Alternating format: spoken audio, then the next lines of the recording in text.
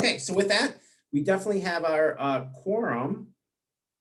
So with that, we will have a roll call, please.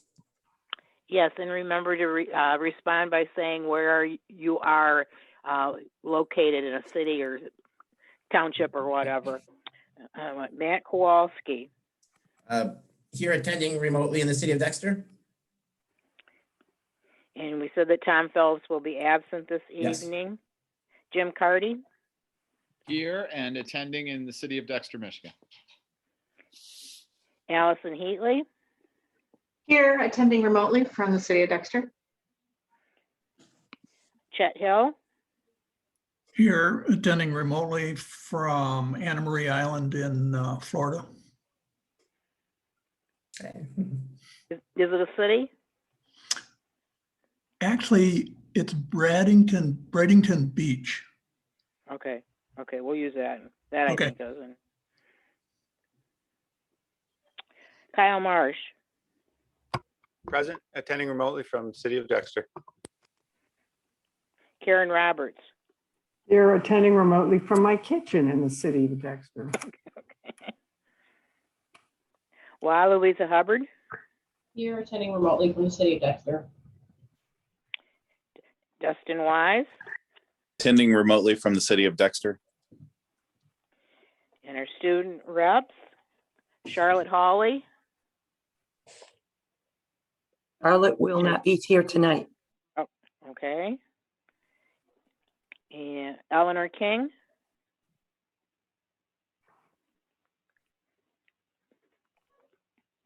I did not see her on the list. She was And supposed to Aiden be here. Naughton.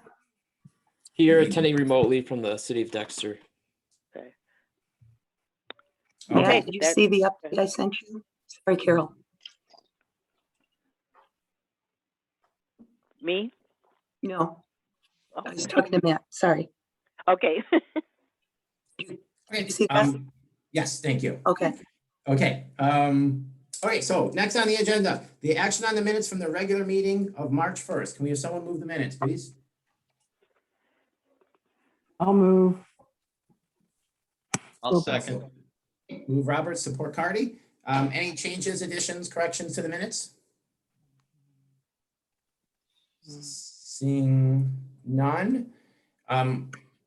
Wait, I'm sorry, Carol, I know we keep going through this, but we need a roll call on this as well, correct? That's correct. This and the agenda, yes. And the agenda, okay. All right, could we have a roll call, please, on the minutes? Matt, before Okay. you go, it had looked like James McCarger had a hand up. Yeah, but I don't know who that is, so. Okay. Yeah, he's got it down now, but thanks, Jim. Yeah, thanks, Jim. We were gonna have to, because I think actually, it's good timing. I was gonna ask to make sure our planning commissioners remember to raise their hands and kind of call me out. There's a lot of people in the chat today and a lot of people on the screen. So it's a little harder for me to keep track of grouping everybody where people are, but so please try and get me attention or get my attention. Thank you. Okay, so sorry, we were going ahead with the roll call vote for the minutes. Okay. Cardy. Yes. Marsh. Yes. Heatley. Yes. Hubbard. Yes. Wise. Yes. Hill. Yes. Roberts. Yes. Kowalski. Yes. Okay, minutes are approved. Next up is the approval of the agenda. Can we have someone move the agenda, please? So I- moved. Move, but we omit. No, that's okay, Karen. Disregard. Okay. Disregard. Okay. We'll hold the public hearing today. We will hold it again next month. Oh, Okay. This So way when we the get to that, we'll applicant, clarify we'll have Michelle clarify our actions on that. So, sorry, I think Chet Hill, I believe you said you would move the agenda? Yes. sorry, Okay. guys. No problem. Do we have support? Second. Oh, I think I saw Dustin stand up. So support wise, any changes, additions to the agenda? Seeing none and no hands raised. Can we have a roll call vote on the agenda, please? Yes. Hubbard. Yes. Wise. Yes. Roberts. yes. Marsh.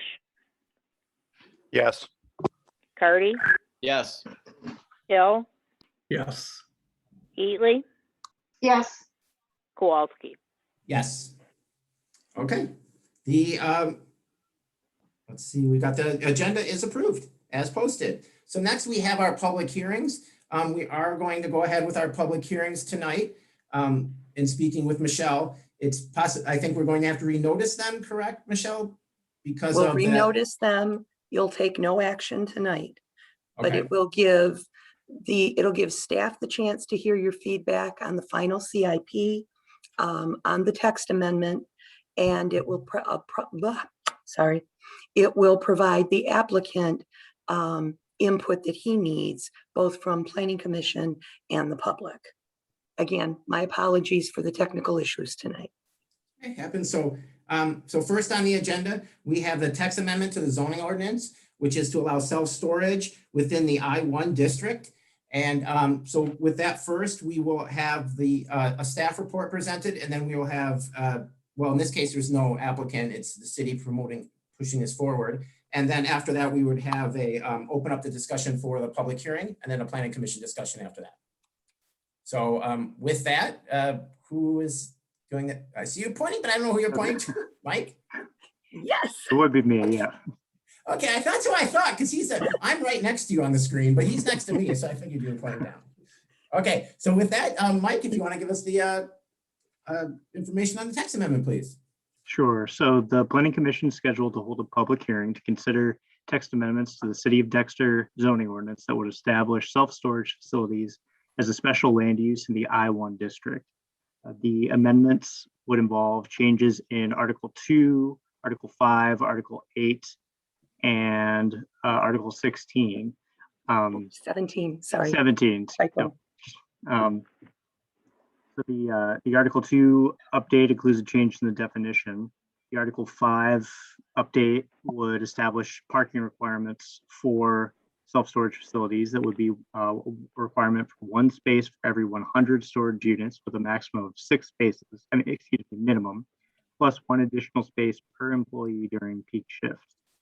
The Article 8 amendments would include conditions recommended by the city's consultants.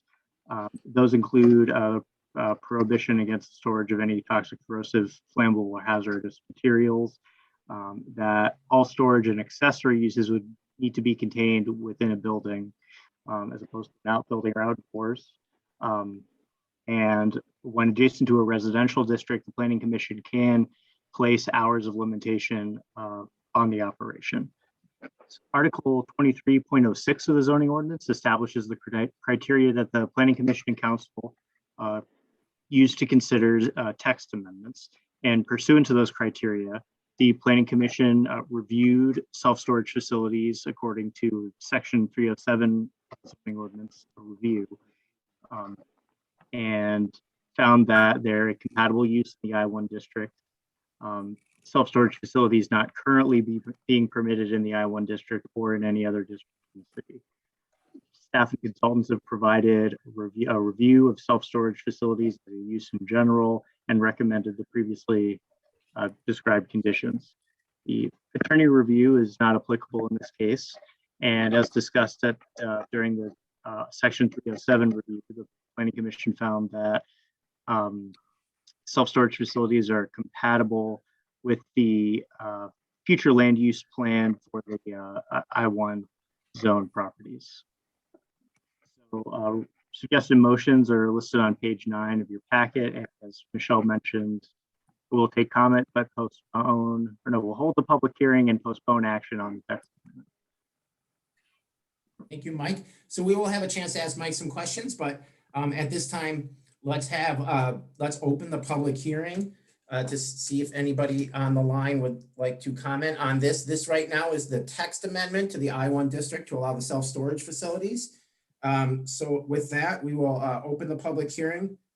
I have 7:19 on my phone. So open public hearing. Anybody that's listening on the line, please hit *6 to raise your hand. Oh, and we have a question. *9, please. *9, sorry. *9 to comment on the item, please. And thank you. And with that, looks like we have one caller. One. You may go ahead, please, Mr. Northrop. Done. There we go. Thank you. So you guys have done a lot of work on this, and I've Mr. gone through. Northrup? can Yes, you hi, please sorry. State your name and your address, please. Thank You're you. right, and I wrote that down that I need to do that. My name is Rick Northrup, and I own property in the city, but it's not my current residence. So my address is 4230 Hawthorne Place in Ann Arbor, 48103. That's over in Loch Alpine. My wife Dawn and I own property in the city on both 3rd Street and Hudson Street. And we are intending to build our primary residence on that, on one of those parcels this summer. Okay, so that's my interest in it. I hope that I'm still allowed to comment. I read that it was Dexter residents only, and I want to be respectful. It's everyone. Okay, thank you. And Michelle, stop talking. I know you've been fighting your cold. So I had some prepared comments, but I'm going to abbreviate them, and I know I won't take up too much time. But I wanted to express my concerns regarding the proposed designation category in the zoning code and the proposed special use at the 7850 2nd Street. And I'm a banker by trade with over 30 years of commercial lending experience. And I'm currently serve the shareholders of Bank Michigan as its president and CEO. And I've financed a lot of self-storage facilities in Southeast Michigan over the years, including in Washtenaw County, and I continue to do so today. And there's some aspects of it that I just wanted to call out so that they were in the record and that the commission is mindful of. And first of all, self-storage facilities, I believe, are a unique business. And at their core, I believe they're a retail business that serves the public. And self-storage facilities operate at extended hours, and they generate vehicular and truck traffic, which you guys noted in your studies as well. And the facilities can also present nuisance and light pollution issues. I'm not sure that that would be the case with this since it's a reuse. And I get that the zoning allows for an adaptive reuse of it.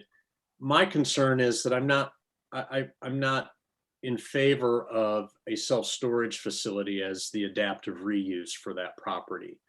And I have concerns that the business in that north side neighborhood is out of character for it, and it puts stress on its residential nature, specifically around the traffic. And I noted in the plan, in the study, we compared the industrial use versus self-storage use.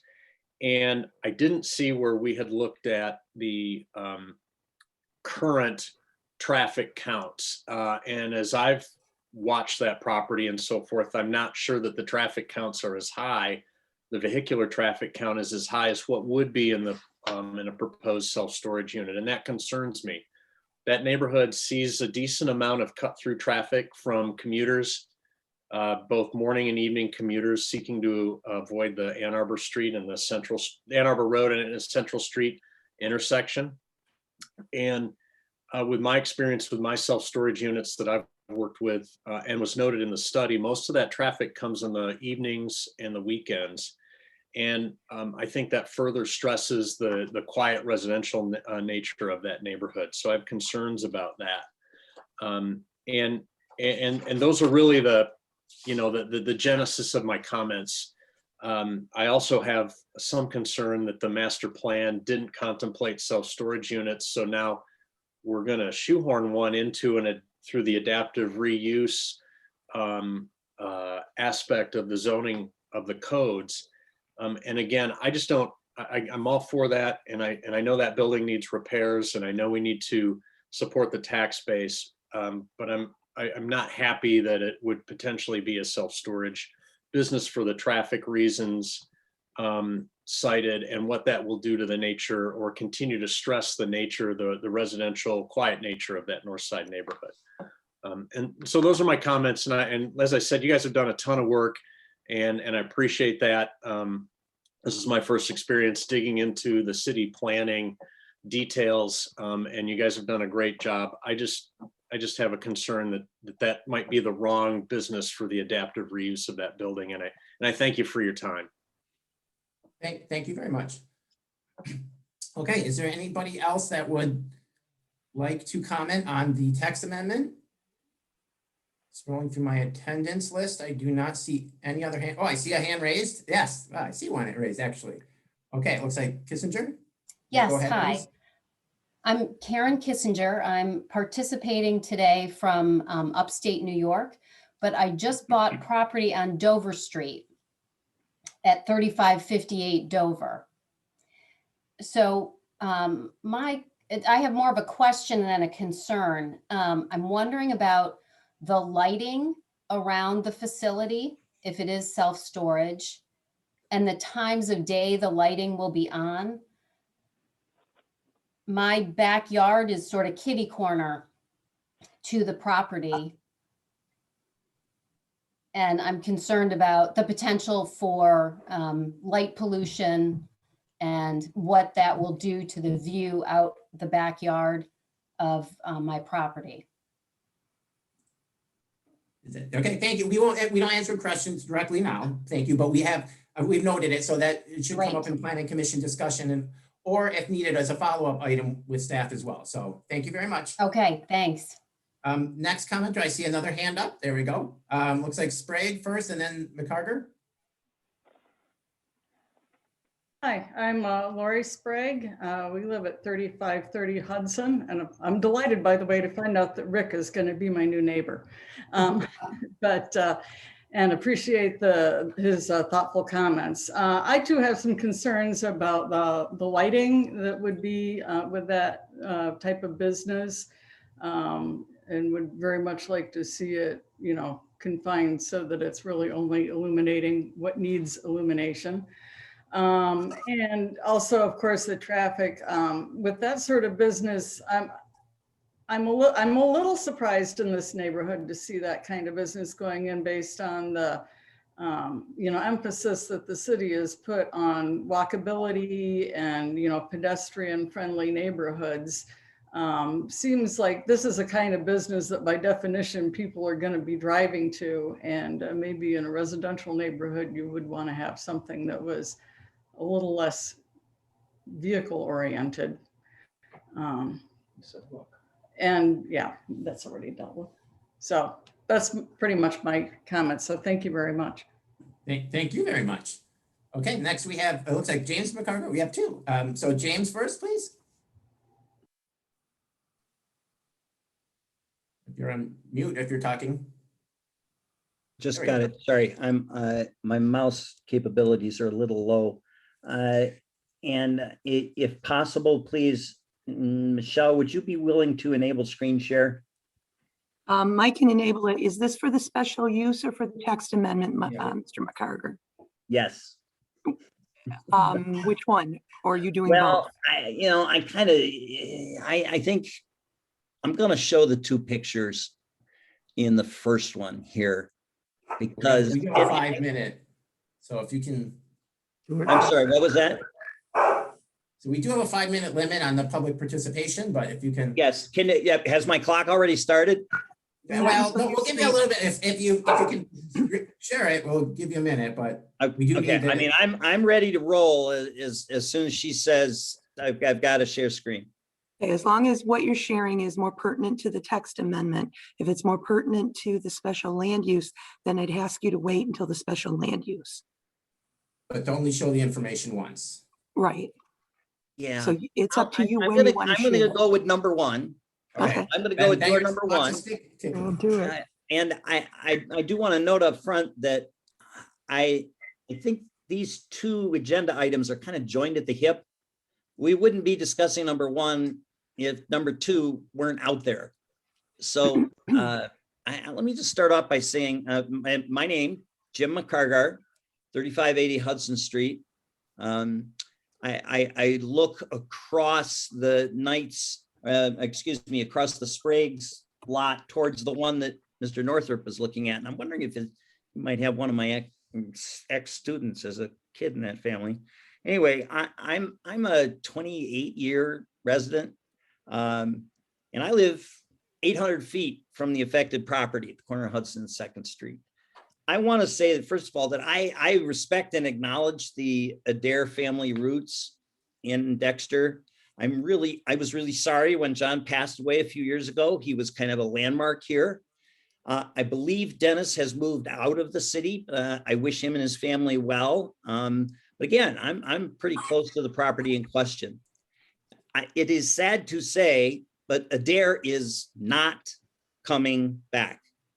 And not just that, something like it, even under these revisions in the code, would never be built in Dexter today. That building would not be built in Dexter today. It violates the lot coverage by 240%. Its setback requirements in the application, which call for 50 feet on the front and the side, are 9 feet in the front, 9 feet, I believe, 13 feet on the north, not 50, 16 feet on the south, which is the Edison right of way, not 50. To be replaced by what? Well, by a storage facility.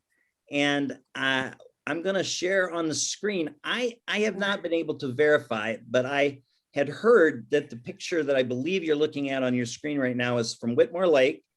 I think this is managed by the same company or person. I would love to find out the answer to that. But this is their most obvious sign. They're next to US 23. This is the gate to get in with its big chain and the barbed wire. Now, I know that this would never be built in Dexter because we don't allow barbed wire and we have our own sign stuff going on, which would prevent it. But nevertheless, I think it's important to say, okay, the Dare's gone, to be replaced by what? And I really, really want the Planning Commission to take a step backwards. I know there are all the details about lighting, trash cans, fencing, etc. But I want you to take a step back and say, replaced by what? Something like what's that in that picture?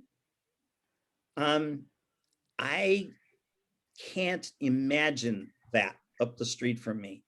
And what's more, I think the important thing here is that Adair was originally put in there. This zoning was put in to attract jobs. Adair at its maximum had, I believe, at least 25 employees. This new place will have max 2. And the other facility has a code operated automatic gate. So take a step back and say, what are we going to replace it with? And how does it fit with the broader vision of Dexter? I believe that the zoning classification for limited industrial, otherwise known as light industrial, and also the research park designation that could in the future through the master plan apply in this area need to be really carefully examined given what is happening in this town. There is a large scale discrepancy between the idea of putting a self-storage facility across the street from all of those residences and the way that this town is evolving. So I recommend that you vote this amendment down because we don't need it. We really don't need it. And I'm also going to recommend that you vote down the second thing. That's now at minimum, park it, be thoughtful, table it, listen to some more information about what's going on here. Have I exceeded my 5 minutes? Yes. Yes. Michelle will tell you that that's not unusual. I Yeah, sorry, apologize. yeah, sorry. We do need to cut you off. All right, subtract the time from the But next. no, it's okay. Thank you. We appreciate your input. It very, very helpful. Thank you. We have one more person following up right behind you, but thank you for your input. Yes, Mrs. McCarter. Oh, wait a second, Mrs. Maybe muted. McCarter. There, can you hear me now? Yeah. Okay, I'm Sherry McCarter. I am Jim's wife. So this is, I live at 3580 Hudson Street, same address. I am urging that the Planning Commission deny this request for this special use. I did some research and I looked at the zoning map And I saw that there's only 2 small areas in Dexter that have the classification of light industrial. This is one, and then the other one is where the water waste treatment plant is, Alpha Metal Finishing. So they're very small sections within the city that are designated light industrial.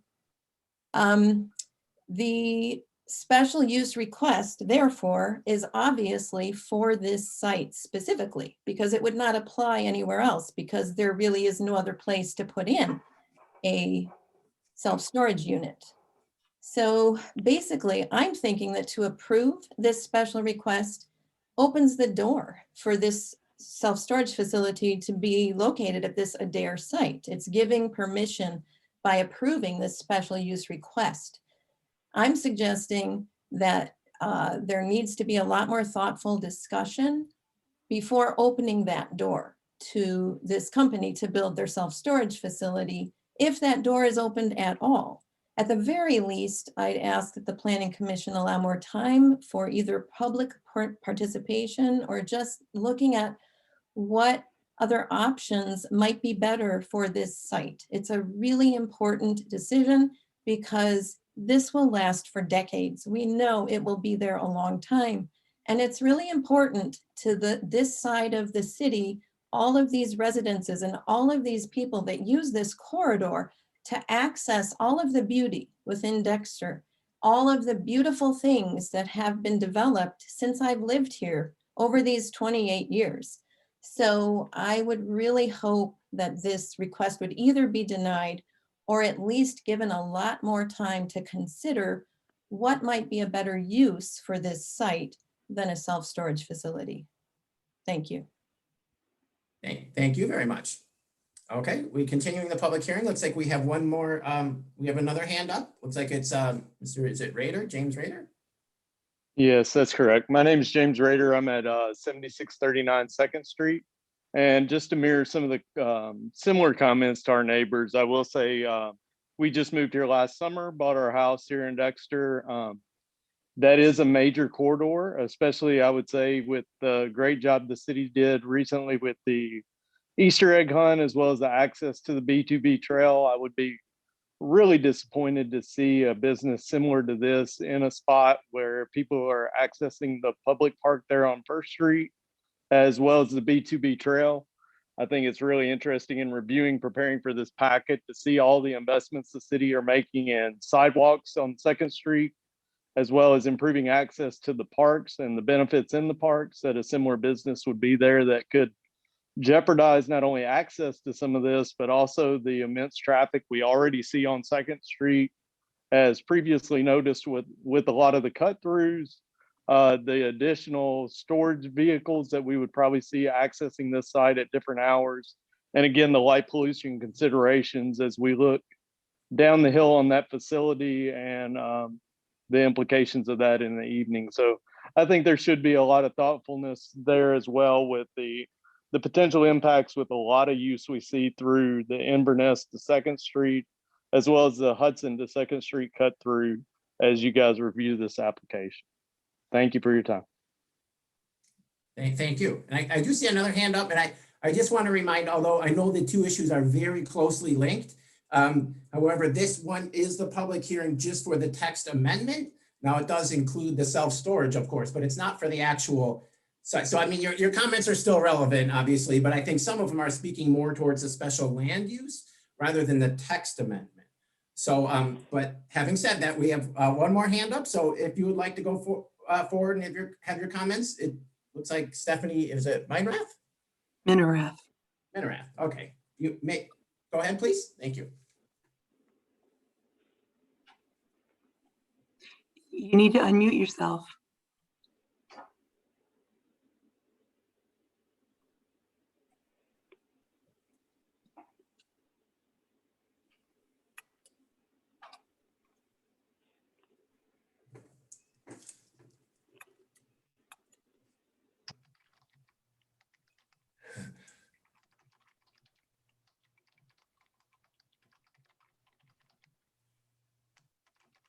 Technical difficulties.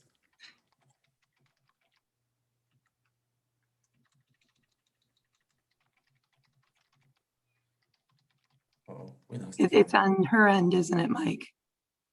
I think so. I don't, I can only ask her to unmute. Right. Yeah. Well, if we can't get, we could bring it back up for the next public hearing, but We also have another hand, a physical hand from Paul Kissinger. Yes, he just sent me a text. I'm sorry, I did not. Thank you. Well, let's go back down there, I guess, for a comment, and then we'll see if we can get the other issue figured back out. So yes, sir. Okay, thank you. Paul Kissinger. I'm actually a resident of Dexter Township. I live in 9841 here on River Drive. I am actually brother-in-law of Karen Kissinger, and my brother have just bought the property. So I'm kind of joining in. I'm a landscape architect and a planning professional. And I just wanted to kind of echo, I won't take my 5 minutes. I wanted to echo the comments previously that Rick had made with respect to the text amendment. I understand that I've reviewed the master plan, looked at the packet, and it seems like the master plan did not contemplate storage units on purpose, I would assume, because it was not included. And so in the current zoning code, it has many storage units, which are now the text amendment is to change that to storage units. But if it wasn't included in the master plan, I guess part of my question is, or something to be contemplated is this change being facilitated because there is an existing building that you would like to have reused? Or is it being facilitated because an applicant has come in and requested to do something like that, which I understand cities like to have tax base, and that certainly is important.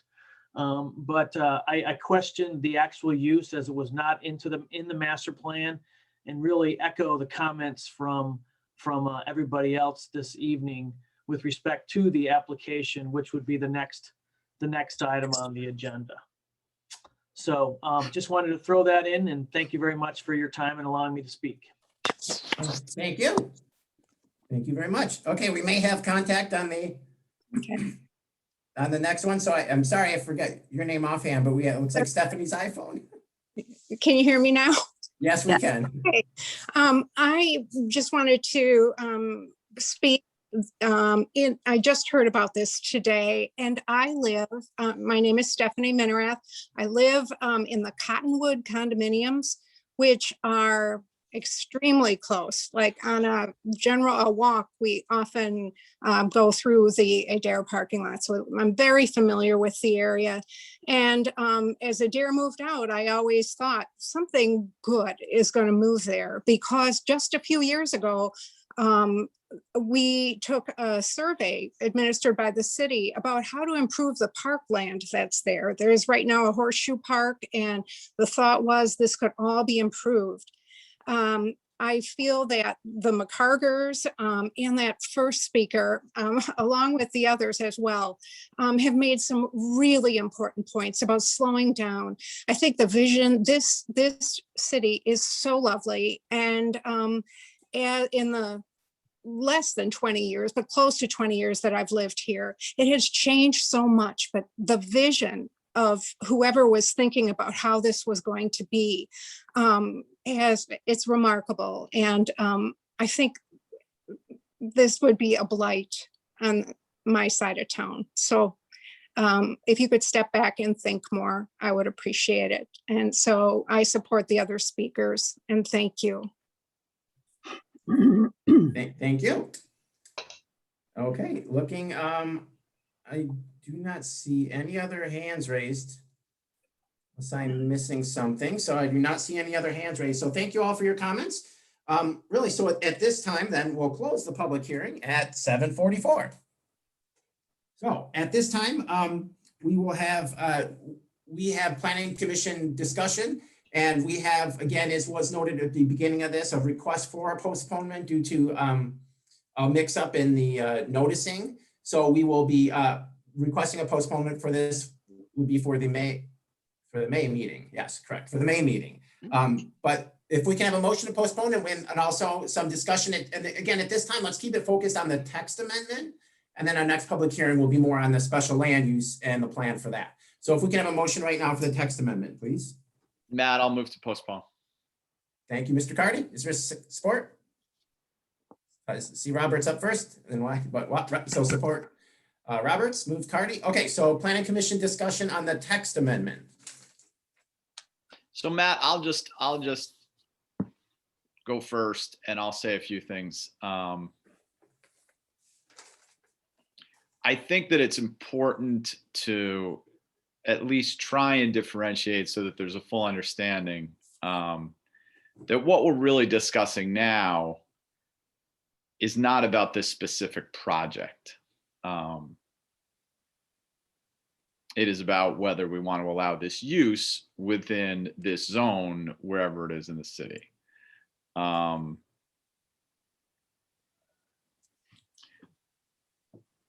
Personally, I have questions about whether this use is appropriate. I'm inclined right now to vote against it. But I do think it's important to say that, you know, these sites, as currently zoned in the master plan, allow for many uses that would be much more intense for this site, that would not require any approval, that essentially, if a company wanted to come in and do various light industrial businesses and tasks there, they could do that. And we would have no say in it. The neighbors would have no say in it. And on the whole, this is not an intensive use. I also have to say, as somebody who owns property on 2nd Street, I own a duplex there, it's not accurate to describe it as a residential neighborhood. 2nd Street is among our most mixed corridors right now. Particularly if you take it from the larger sense of, you know, we have the Dexter Mill there, we have the laundromat there, we have the car wash there. We have an electrical substation essentially right next to that site that is going to always make it a challenge for who wants to be there. It's likely not a site, for instance, that a developer, like many other large sites in our city, would come in and want to put a large condo project in. So I really push back against the idea that this should be described as a residential neighborhood. I would say for me, this is a close call. I'm not locked into which way I'm going to vote. I'm going to listen to the public comment at the next meeting as well. But it's a close call because this is a use that is very close to light industrial and could very arguably be included in it. And as I say, there are a lot of uses that are what we would term uses by right now as it is zoned, that likely would be considered even less compatible with the neighborhood as it is now and would be much more intense. Whereas this use, if we were to allow it, we could regulate hours, we could regulate a variety of things. So those are my comments, and I look forward to hearing everyone else's. I was muted. Thank you, Jim. Other planning commissioner comments on the text amendment this time? I see Karen Roberts. Yes. Well, I appreciate Jim's comment that it is a light use. I mean, it's clean, it'll probably be quiet and so on. But there are a couple of things that bother me. And one is traffic. That is it's a funny place. There's just no, you know, if you turn one way, you're seeing one thing. If you turn the other, you're seeing something completely different. The fact that we've got sidewalks in the capital improvement plan, I think is a bit of a plus here. But I had hesitations about this particular zoning designation when we did it, because I just felt that this is sort of too valuable a spot potentially residentially or mixed use, to leave to that, to have it be light industrial. And I'm very bothered by the traffic. It took me a while and I thought about it a lot, but I'm not going to try, I don't want to overemphasize the last the application that we're looking at later, but the last iteration of that, there were studies that they did of traffic, projections, and they were terrible. They were just terrible. And I don't mean terrible, like they had on R squared, goodness of fit statistic that was 0.9 on one, which is like saying Y is a function of Y yesterday, which gives you no information, or they were down to like 0.5, which means flip a coin. That shouldn't be. That shouldn't be. And so I don't think they have, I think we need to have very particularly, only when it's adjoining residential, because unlike, shift work, this is a somewhat unpredictable traffic pattern. And people who are on their way to their storage unit and on their way leaving are very task oriented. Their families across the street, kids, dogs, toddlers, and even in shift, you get an idea, you get a prediction. You go, I'm living on Central Street. Now it's better with, thank you, virus, but it's been better with virus. But there were certain times I just knew you're not getting out of your driveway easily today. And even if you want to go left, go right, because that's what you have to do to get out of your driveway. But it was certain very narrow windows. And this sort of facility doesn't offer that predictability, I don't think. And what I don't understand is why don't we put it in R&D or RD? It's perfect there. It's fine. It won't mess anybody up. It's not gonna, it's fine there. I don't see any problem with it. I recognize that RD has a little more targeted intent because it just does, but it seems to me that's just a great place for it. And that we really need to look at that corridor or that, corridors, and be sort of somewhat more mindful of the transition, because it's a very harsh transition, and it's also abutting a neighborhood where there's tremendous, pressure on land. And I'll stop because the dog's not going to stop, so I will. Okay, but that's my. Okay, well, thanks, Karen. We'll get back. We're going to touch on more of that with the second item with the public, with the special land use for that one as well. So again, yes, Chad Hill.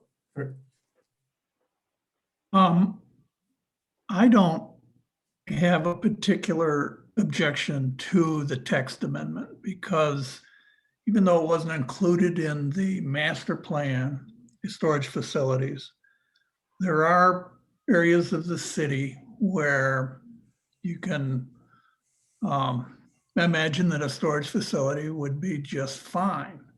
I do have questions in regards to this particular location, but in regards to the text amendment, including that or approving that, to me, is not that big an issue. It all relates to, right now, all of the discussion relates to this particular project, and I understand all that. But aside from that, I don't have any particular issue with it. Okay, thank you, Mr. O. Other planning commissioner? Oh, yes, Juan? Thanks. Just as a follow-up to what Chet just said, just to be clear, this text amendment that we are considering is specific to the area zone light industrial, correct? Correct. This one is specific to the I want. Yeah, so then with that in mind, I think, what Karen said about it being okay in research and development.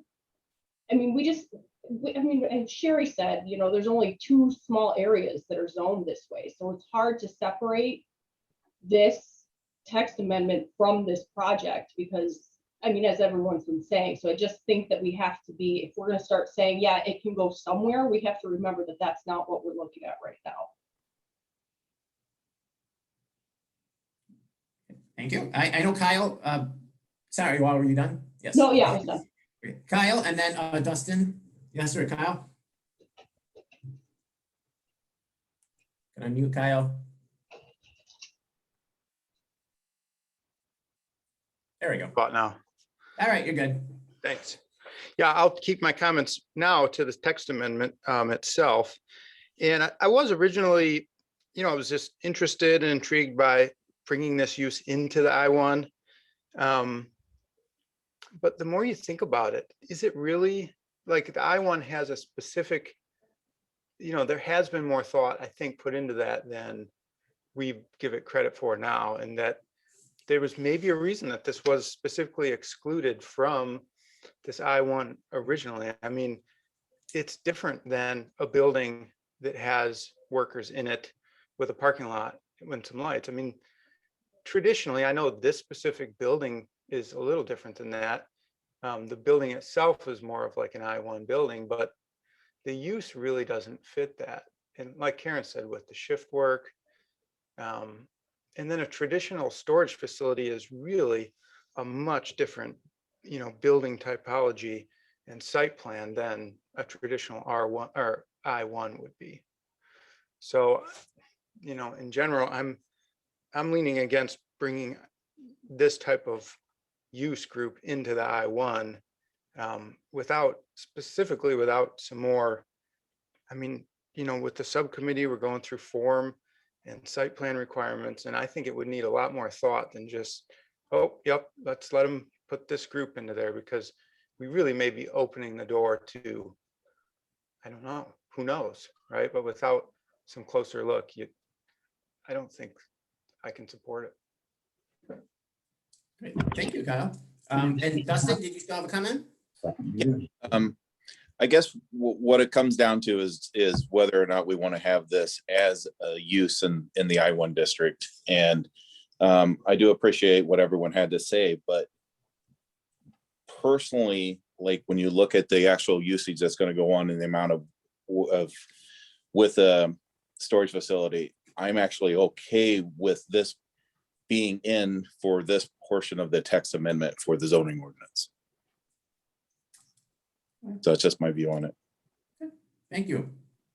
Oh, Kyle, yes. Is your hand up again, or did you? Yeah, and I would offer this: if there is a cause to have this type of use in the I-1, I'm open to that. But I think right now we're working on the zoning update. This is this big process where we're looking at these issues in depth, and we're going to, come up with our zoning update. To me, that's the appropriate venue for that, not just a text update at a meeting here. In which case we can put a little more thought into it and look at it a little closer. So to me, that would, Yeah, thanks, Kyle. Okay, so, you have another comment? I just want to say I would agree with, as somebody who's on that zoning subcommittee, I would agree with what Kyle just said. It seems like a more appropriate venue to discuss something like this. Good, thank you.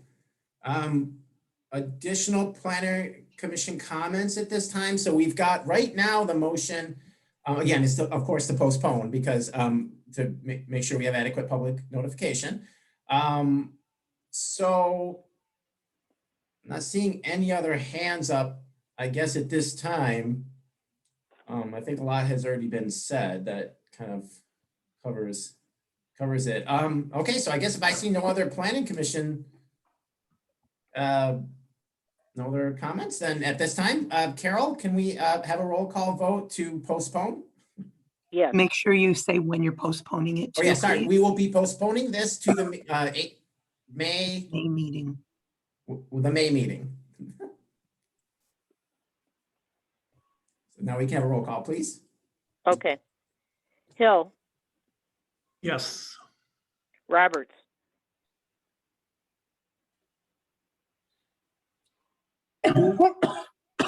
Roberts, oh, you're muted. Oh, Still muted. there we go. Wait, you were actually muted. I'm still muted? No, now you're there. Now you're there. All right, yes. Heatley, Yes. Hubbard, Yes. Marsh, yes. Wise, Yes. Cardy, Yes. Kowalski. Yes. Okay, so that'll be postponed until the May meeting, the text amendment. Next on the agenda is the public hearing for the special land use review for a self-storage facility located at 7850 2nd Street. So with that, we do have a public hearing. We will have our staff report first, which will be given by either Megan, Michelle, Mike, one of the M's. Let's have the applicant make his presentation, Okay. then have consultant comments, and then staff will wrap it up. Sounds good. So with that, if the applicant wants to do a little presentation, do they have something to share on the screen, or are they just gonna, or if you just want to Yeah, introduce yourself, something. the applicant, give us a Yeah. brief background, and then we'll have staff wrap it up. Matt, it's Kate Bond from Midwestern Consulting. I'm here okay. to represent the applicant. Michelle, can I share screen? Yes, Mike will do that for you. You should be able to now.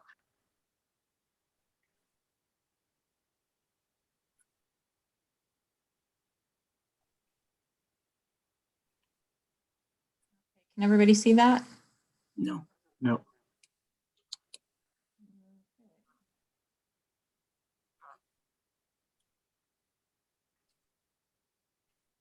No. Nope. Give me 1 second.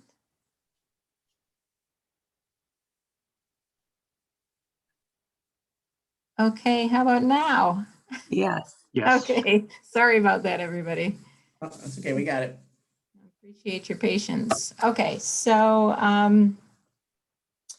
as I mentioned, my name is Kate Bond. I'm from Midwestern Consulting, and I represent the applicant, Derek Warren, who's also on the meeting with us this evening. If you have any particular questions for him, or if he would like to add anything. So I think we're all familiar with the location of the project. The property is here on 2nd Street. You can see in the aerial here. And we started out, met with you all, I believe it was in February, to discuss the use of the project, and started the process with making a determination of use, and brought up the proposal of a self-storage facility back then with both the planning consultant and engineering consultant weighing in with their review of the use and getting input from planning commissioners at that time with regard to the appropriateness of the self-storage use within the I-1 district. And we did receive some favorable comments with regard to that use within the I-1 district in this location. The planning consultant, of course, went a little bit more in depth into the proposed use and similar uses in surrounding communities that were also located in similar zoning districts. So found that the I-1 was a compatible location in terms of zoning for a proposed self-storage facility. So with that said, I'll get into the details a little bit more with regard to the project. We understand that we will be coming back next month due to the snafu with the public hearing. That's a little unfortunate, but I would like to take the opportunity to go over the details, because I think there are some misconceptions with regard to the proposed project that I'd like to clear up. And then, of course, get Planning Commission feedback on a couple of items that have come up during the site plan review component that I think also require a little bit of more explanation and detail. So we will be coming back again next month with more detailed site plans, but we certainly would appreciate your feedback tonight. So with that said, here in a nutshell, my very crude rendering of the site is that the existing building is essentially remaining the same. It's the Adair printing facility. The building itself is not changing in terms of modifications to its structure. It's not being added on to, it's not being demolished in any way. The existing area around the building is remaining the same, and the area where there is current parking and truck traffic to enter into the southeast corner where there are current truck wells. That area will still remain the same, although the users will change. That's the important part. So you see here, 2nd Street right here. This is it in a nutshell. And I'll talk in a little bit more detail about what is being proposed to the site itself and then what is changing on the interior of the building. So here is the plan, the property itself. The blue represents the existing building configuration, and yellow being the concrete areas that are existing. A little access here with a curb cut in the back along the public alley. The purple here representing existing gravel, and then this yellow area representing an existing concrete pad that was used by truck traffic entering into the existing truck bays that are located in the southeast corner, as I mentioned. So if I total all this up, I get a structure of approximately 15,450 square feet, a site that is 1.8 acres or 78,408 square feet, with a total lot coverage of 64.3%. So I'm going to flip to the next slide. You're going to see some slight variations, but in general, you see the blue has not changed in terms of our proposal to the site. You see this yellow concrete has not changed. We have the gravel area that has not significantly changed, and the concrete areas over here. We have proposed a ramp to access these truck overhead doors, but it lies right over the existing concrete pad that was already there. So these numbers actually stay the same.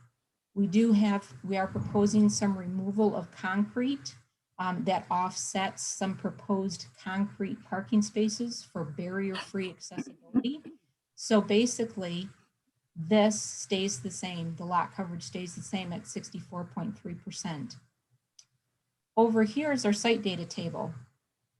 I've included the in red the important points here, lot coverage. And as I go through this presentation, I'm trying to follow both Michelle's report to you as well as Megan's and then OHM's report as well, and trying to stay in sync with that so you can follow along. So lot coverage here at 64.3% proposed, which is the same as existing. And then for parking, we are going to propose, and this is a little bit different than my original submittal, but we're going to propose 23 spaces. And the reason that we can do this is for self-storage. We understand with the text amendment that it's proposing 1 per 100 storage units, or a minimum of 6, plus 2 per employee at the maximum peak shift. So that's a total of 8. And then for Maggie's the existing facility that's occupying the building right now at just over 10,000 square feet of their current lease, is 1 per employee at the peak shift, which is 15. So a total of 23 spaces that we will be proposing. Additional landscaping came up in the comments. Carlisle Wortman's review stated that based on the proposed site improvements, that additional landscaping would not necessarily be required. I do want to point out that there are existing trees in the front yard, 3 evergreens, a tree over here, and a large shrub. So basically that's showing you some existing landscaping right here. And this gravel area in the front of the parking lot, I show this all as green here because we're proposing to remove the gravel and replace all this front area that used to be used as parking as all grass area. So that will no longer be gravel and will all be grass in this area. The limitation on the hours that was discussed, the I'd like to go back to a few of the comments that came up and discuss the idea of a storage facility. And self-storage has changed quite significantly over the years. We're all very familiar with self-storage that is the one-story series of attached garages, basically, with the overhead doors where you have the gates that automatically open with a code. As soon as you rent one of the facilities, you get a code that allows you to access it basically 24 hours a day. And there's an office there with office staff. Certainly there are still those all over southeastern Michigan. The proposal here is for self-storage that is all interior to the Adair building. There will be no self-storage overhead doors visible to the public or anybody driving by. A person renting an indoor storage unit will be given access to the building to be able to park their car in one of the designated parking spaces, walk in through a man door, and be able to walk inside to their storage facility unbeknownst to anybody or any neighbor outside. So everything they're doing is interior to the building and can't be seen from the outside. So limitation on hours is in fact something that's a little bit different than the storage facilities that you're used to seeing, and in particular, like the one that Mr. Northrup, I think it was Mr. Northrup, brought up in his picture. Actually, no, that was, I'm sorry, Mr. Carger. He showed a picture of a facility, and that's not what we're proposing here. So ours in this particular proposal are that the office hours are typical, maybe from 9 to 6 or 8 to 5, something like that. The storage areas inside the building are proposed to be accessible 24 hours to anybody who has access to the interior part of the building. And therefore, because it's all inside, activity related to the storage is all indoor. So 24 access to the interior storage units is desired. I'd like to also within, I'm going to jump back here a little bit to this location. You can see in this original aerial photo, there's some semis located here. And the facility as it was originally used as a printing company, and I can go back nearly 29 years in Google Earth aerial photos and find semi-truck traffic access to this facility, all surrounding this corner of the building and accessing the building. So these semis, even pictured here today, is not what is proposed for this building. Semi-truck traffic accessing an industrial building is quite common and something that has been happening as long as this building has been there. What you may not be aware of at this point is that the building is vacant except for just over 10,000 square feet of it, which is currently occupied by Maggie's, which is a small manufacturing company for organic clothing. So they do have truck access and will continue to do so as long as their lease is active. But the idea that a industrial facility has truck traffic and shift changes and lighting to illuminate a parking lot is not something that's going to continue happening in a proposal like what the applicant is proposing, because semi-truck traffic is no longer necessary at this type of self-storage facility. We're talking about somebody like you or I who wants to take a van and bring some things to my storage facility, or rent a step truck from U-Haul or a pickup truck and back it up to this southeast corner of the building, up the proposed ramp, and stop there and unload into my interior storage unit. So that being said, the truck traffic is no longer going to be circulating through here as it once was. Lighting for the facility is not going to change from what you currently see. There is no proposed additional lighting. There's lighting at the doors, which is required, and it will not change. There's lighting at each of the overhead doors that will not change. So the lighting you see today is the lighting you'll continue to see, unless the Planning Commission were to ask for something different. So let me jump back ahead to some of the comments that came up in the reviewing comments. There were some questions that came up about Edison Street improvements and conditions that may be imposed upon the site plan or the approval should Edison Street right away be improved. Edison Street is currently 99 feet wide. If improvements were to happen, I would think that they would include something like a reduction to a more palatable 66-foot wide right of way, thereby removing all the items brought up in these reports from encroachment in the right of way.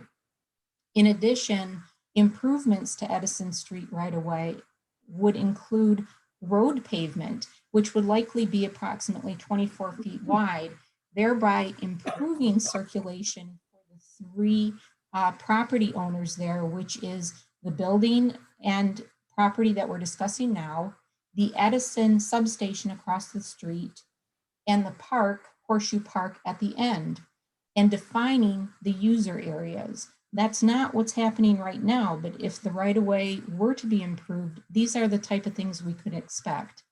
Reducing the right-of-way, adding pavement at 24 feet for a standard typical road would also bring the intersection into alignment for the that intersection at 2nd Street Edison and the road across the street from Edison. Currently, it's not in alignment, so it causes some confusion. Should the right-of-way be improved, it would just improve that intersection.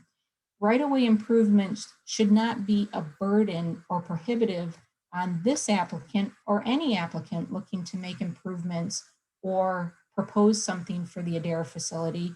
It would rather be the responsibility of the city to make the improvements within the right-of-way and therefore improve the situation. A couple of times the review comments brought up an agreement with the city of Dexter regarding the encroachments that are discussed. Those are parking spaces and a ramp. The applicant is fully in agreement with that, an agreement with the city, and we understand that the attorney would draft that agreement, so that's something that we're looking forward to receiving. The comments also brought up loading spaces within the front yard. And whether or not we would need deviation approval on behalf of the Planning Commission. I'd like to say at this point that we're not requesting any deviation in either the number of loading areas or in the size of loading area. We can accomplish the 3 loading areas required and the size required in the area located at the southeast corner of the building, right where the proposed ramp is. There would be 2 loading areas there and 1 loading area where Maggie's currently loads and unloads in their existing facilities. So you see the 3 spaces right here. And then the waste receptacle, which we've identified on the plan, and I've also outlined in this red dashed line. The waste receptacles are in the same location as they always have been, but we would propose that they would be enclosed with something like this, a board-on-board enclosure with a gate in the front to hide them, which has never occurred in the history of the Adair facility. They've always been there, but have never been concealed. I should mention that the loading spaces have also always been in the same location in the southeast corner. So we're not doing, again, anything different than what has always been occurring.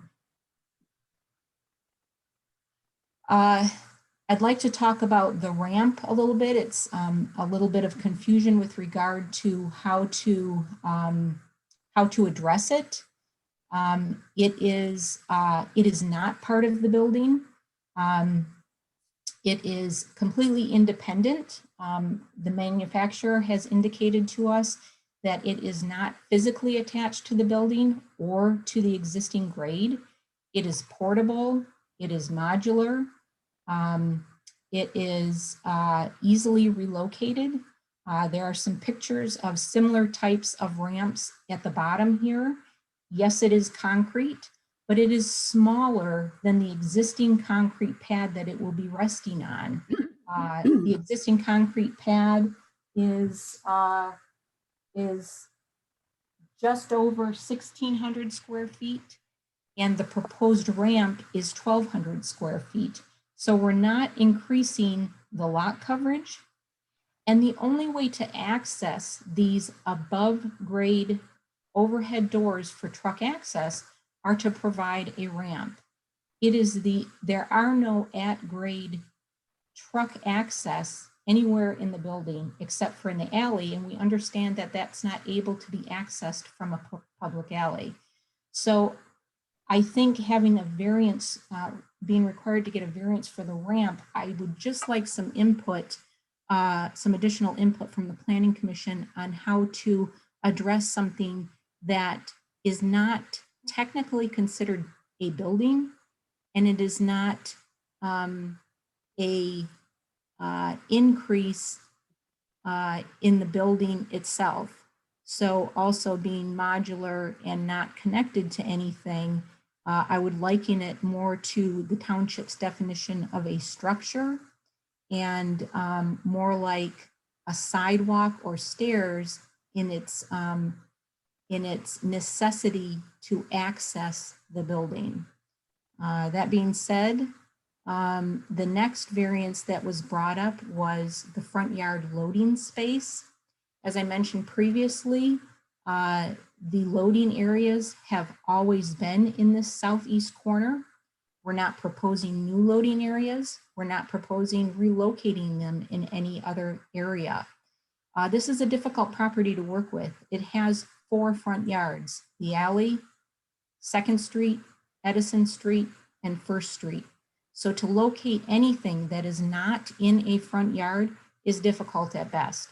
But again, not proposing anything different than what has always been there. And I show a picture back from an aerial photo in the corner down here with semis pictured in this southeast corner where we are proposing loading areas. In fact, we're eliminating loading area.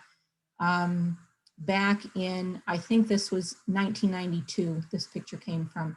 So just trying to indicate that nothing's changed from the time this building arrived on site. This is the interior of the building. There are 2 separate areas, a separate area per user. This is Maggie's. I've mentioned the existing occupant of the building at just over 10,000 square feet. And then inside, these indicate all the different storage units of varying sizes, and some areas back here, emergency access, restrooms, break room, that would be shared between Maggie's and the self-storage employees only, shared right here for employees only. The ramp down here, I'm showing Maggie's loading area, the ramp for access to the storage facility.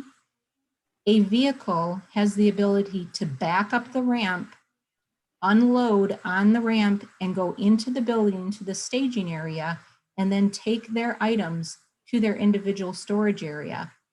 These gray areas all represent the hallways surrounding the storage areas and access throughout the area, the self-storage facility. There is no interior vehicle access. Vehicles only back up here in the loading area or into the parking lot area that's all along the front of the building along Edison Road. The existing conditions, it's been pointed out that there is outdoor storage in the what I'm going to refer to as the rear of the building, but along 1st Street. The outdoor storage is the existing owners and will be removed upon the sale of the facility. The gated area in that back area would be repaired and is proposed to remain. And the facade along Edison Street is proposed to be repaired and painted. Additional items to note within the reports were that plans and elevations, we plan on revising them and resubmitting with proper information. Internal circulation will be clarified. And again, I'd like to note that there is no vehicle access inside the building. And we have received the fire department comments, and they are noted, and we will address them. And I think I made a point to address some of the comments that came up in the public hearing with regard to why there would be a decrease in traffic from an industrial use to a self-storage. It's a different type of use, so a different type of user, and the lighting. And I hope that satisfies some of those outstanding questions. So I really appreciate you allowing me the time to present all this information. I know it was a lot, but I felt it necessary to give that all to you for clarification. So I'm done. Good. No, thank you. It's very helpful information. And we may have additional comments for you with planning commission discussion. But at this time, I think then we will have our staff wrap it up. And would that be Michelle, Megan, Mike? So I have the consultants. I'm sorry, Derek. Guys, could I make just a few comments sure. to add to Kate's If you could presentation? just introduce yourself so everybody knows. Yes, my name is Derek Warren. I'm the applicant in this case. I live in Ann Arbor and own another self-storage facility in Whitmore Lake called Green Trees Mini Storage. It's not the one that was shown by James earlier on. I just wanted to say that this property, from my understanding, has been on the market for about 10 years now. And due to the various issues with the site, several proposed projects have been abandoned for this particular address. So I believe this to be a fairly good use for this address. I believe that the intensity is going to be lower by all accounts than the previous uses or than a lot of other proposed uses could be. The other thing I wanted to mention, there are some environmental issues with the site that we've identified through a phase 1 and phase 2 environmental analysis. Those were a result of the previous uses of the site. And our plan or our intent is to mitigate those environmental concerns. So thank you. Thank you very much. And we may have additional questions for you later as well. Thank you. Okay, so with that, I think we'll now jump over to Megan, please. If you could give us the consultant report. Sure, thanks, Matt. My name is Megan Masson-Minnock. I'm with Carlisle Wortman Associates. We're the planning consultant for the city. I think we've gone over a lot about what the site is and its location, so I won't go over that. I just want to note in terms of neighborhood zoning and land use, to the north, it's I-1 zoned. The land use is industrial. It's master plan for research development, but it's a little bit of an unusual site in I-1 in that it's not usually I-1's all surrounded by I-1. There is, as you've heard, single family to the south, master plan for multiple family and public. To the east, it's park and open space, and to the west, it's single family. As noted, the site is planned for research and development, but also it had mentioned this area in 2nd Street in particular. I'm bringing this up because in the special land use, you need to bring the master plan. That's one of your guiding principles into making a decision that's site specific for this use. And so in this area, the research development designation is intended to allow continued operation of its current uses. So if it was a DARE continuing, then that was the intent, and facilitate adaptive reuse of existing buildings for high-tech businesses. These new businesses should be less intensive than research uses and compatible with the adjacent neighborhood. So that's the quote from the master plan. While the proposed use is not high-tech, it would be less intense than some of the research uses that could be possible here as a reuse of the adaptive reuse of the building. As it's been noted, this building's a non-conforming structure. It has non-conforming front yard setbacks from 2nd and Edison Street and side yard setback and lot coverage. The proposed ramp, in the site plan that we reviewed, it wasn't clear that it was a temporary structure and not necessarily hooked to the building. I just want to note that in terms of interpreting how that, whether that's part of the building or not, that's not the job of the Planning Commission. That would be the job of staff and then ZBA if there was an appeal or there needed to be an interpretation. So while the applicant asked you for some direction on that, I would say that that's not your bailiwick at this point in time, that that's something that either be handled by staff and then if it's then appealed to the ZBA. However, one of the things that we always look at is whether things are increasing the nonconformity. And so whether how you interpret that ramp is whether it's part of the building. If it is part of the building, it increases the nonconformity into the front yard on Edison Street. No matter what, whether you interpret it as a structure or as a structure or as part of the building, that would increase the lot coverage, because the lot coverage is all the buildings and structures, and not necessarily the concrete pads and the sidewalks. So that's the way that your zoning ordinance in the city of Dexter is written. So I want you to keep that in mind. That being said, the BZA can hear, the ZBA can hear a variance for these things, and that would need to be part of the application if it was going through. So we need an interpretation, a decision, and then there would likely be a variance attached to this application as well as it went forward. As we talked about, the ramp and the parking spaces as proposed and the loading spaces would encroach into that Edison Street right of way. And as everyone has noted, that's typically been where their parking and loading has been historically. So this is a unimproved street right of way that has functioned as kind of their rear and side yard the entire time. It's an unusual situation. No matter what, an agreement would need to be made with the city to allow that proposed site arrangement. You as the Planning Commission could get some recommendations as to what that is, and you can impose some conditions as part of the special land use. However, ultimately it would be an agreement between the city, which would be likely signed by the city council and with the applicant. So keep that in mind too, as you're making your decisions and giving the applicant feedback.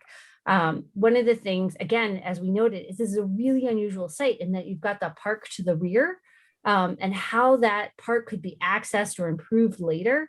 It needs to be clear, and it also needs to be clear in any agreement going forward in terms of it could be 10 years from now when it would be improved. And if it's not in writing, it's very difficult to implement later. We just want you to keep that in mind. In terms of traffic generation, as everyone's pointed out, this use is different than some of the industrial uses that could be coming in there that were allowed as a principal use. So without just they could move in, they wouldn't have to have a public hearing like this. They may not even have, they would have to go through, they might even just have to go through administrative site plan. However, as we noted in our application, in our review, unless the factory had an evening and or afternoon shift, the volumes might be different in terms of peaks. And that's something to keep in mind. And you can impose conditions in terms of hours of operation. And if you feel that is important, I would ask the planning commissioners to please share that tonight, because I think that would be something that the applicant would then take into consideration as to how they go forward. Again, on parking and loading, I want to thank the applicant very much for providing the additional detail, because we just didn't know how many peak employees were at Maggie's. And so your plan seems to work, but we would need to review that on paper going forward. Also, the 3 loading spaces, thank you for showing that tonight. Again, if this went forward, that would need to be on paper and we would need to see it.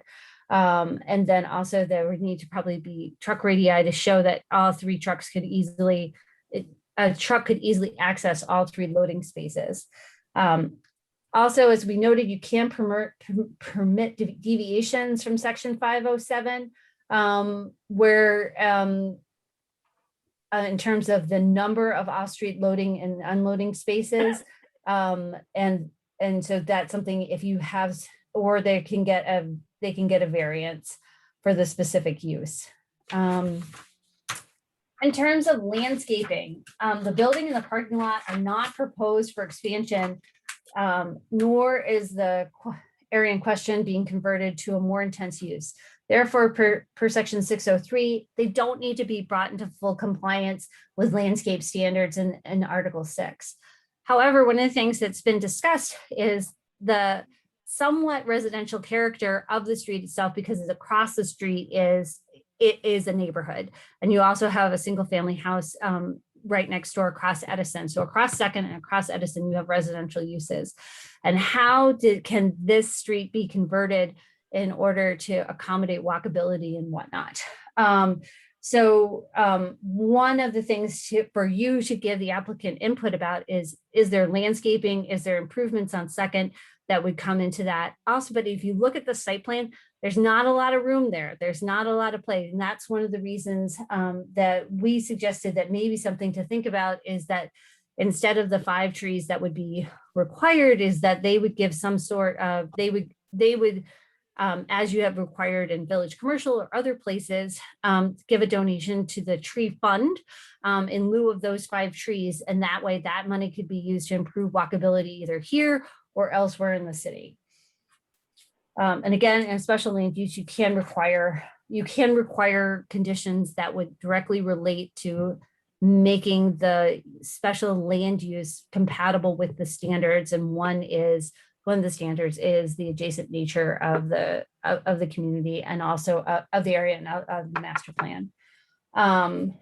We've noted on floor plans that we need some more information, and the information presented tonight was much clearer, but we would need to review that in another review.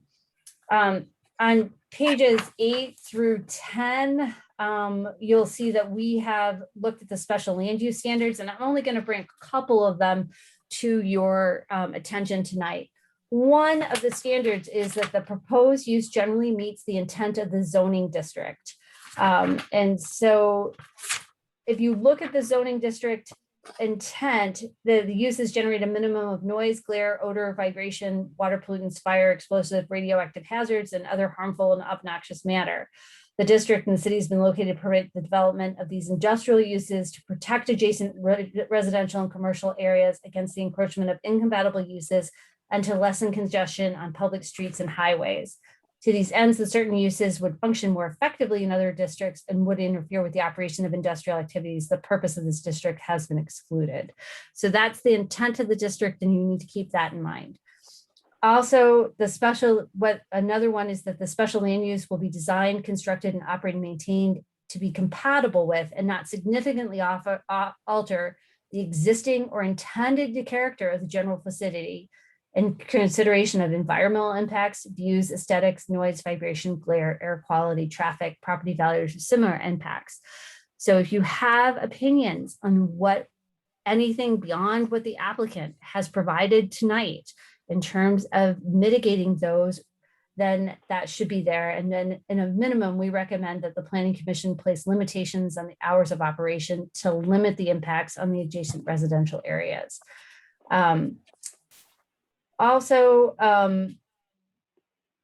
One of the standards is the proposed use shall be of a nature that will make vehicular and pedestrian traffic no more hazardous than is normal for the district involved, taking into at least 5 different points. Under the current conditions, that standard can be met, but again, we're always thinking about the future. And because this is an unimproved right-of-way, what's going to go on there in the future, this is a moment to protect that.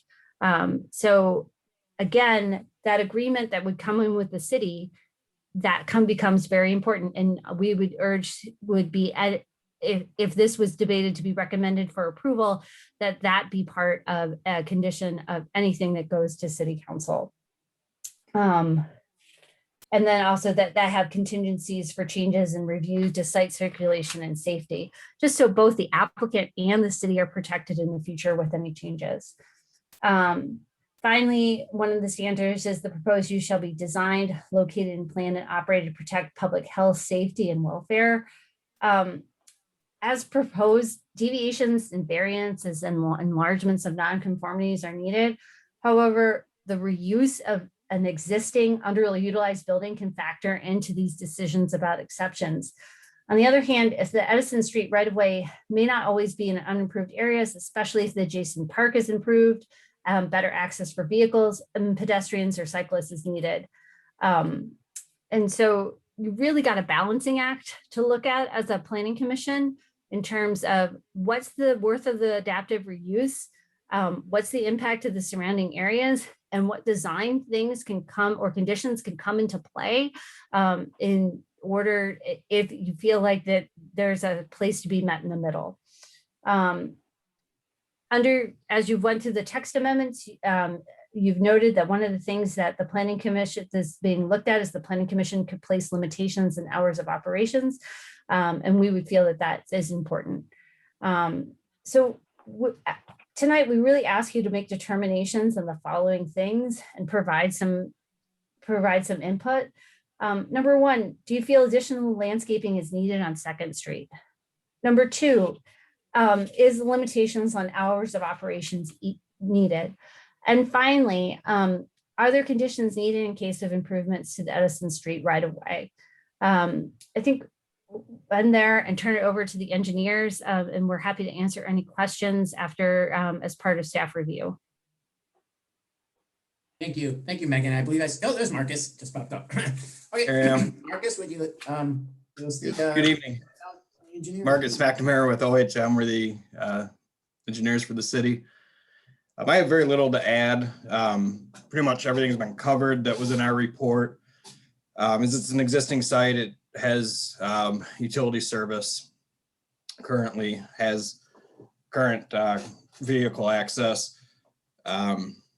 We did note the challenges with the ramp that have been discussed that will need to be addressed to the city's satisfaction. The other 3 items that were in our report really were housekeeping items, clarifications, amount of additional hard surface paving will be required in the area of the handicap accessible space in order to fully meet ADA requirements. And then the other 2 items were providing the calculations for the stormwater runoff, which I think is the applicant had indicated that there's going to be a reduction. We just need to see that calculation on the plans and then a clarification on the square footage per use on the floor plan. So that's all I had. But I'm here for questions. Great, thank you. We may have some additional questions for you in a minute. Okay, so I think that covers our consultant reports. Now we have our public hearing part of it. So do you want me, Matt, do you want me to speak now or do you want me to speak after the public? I'm sorry, I didn't know you were going to do it. Why don't you go first and then we'll go to the public. Sorry, thanks, Michelle.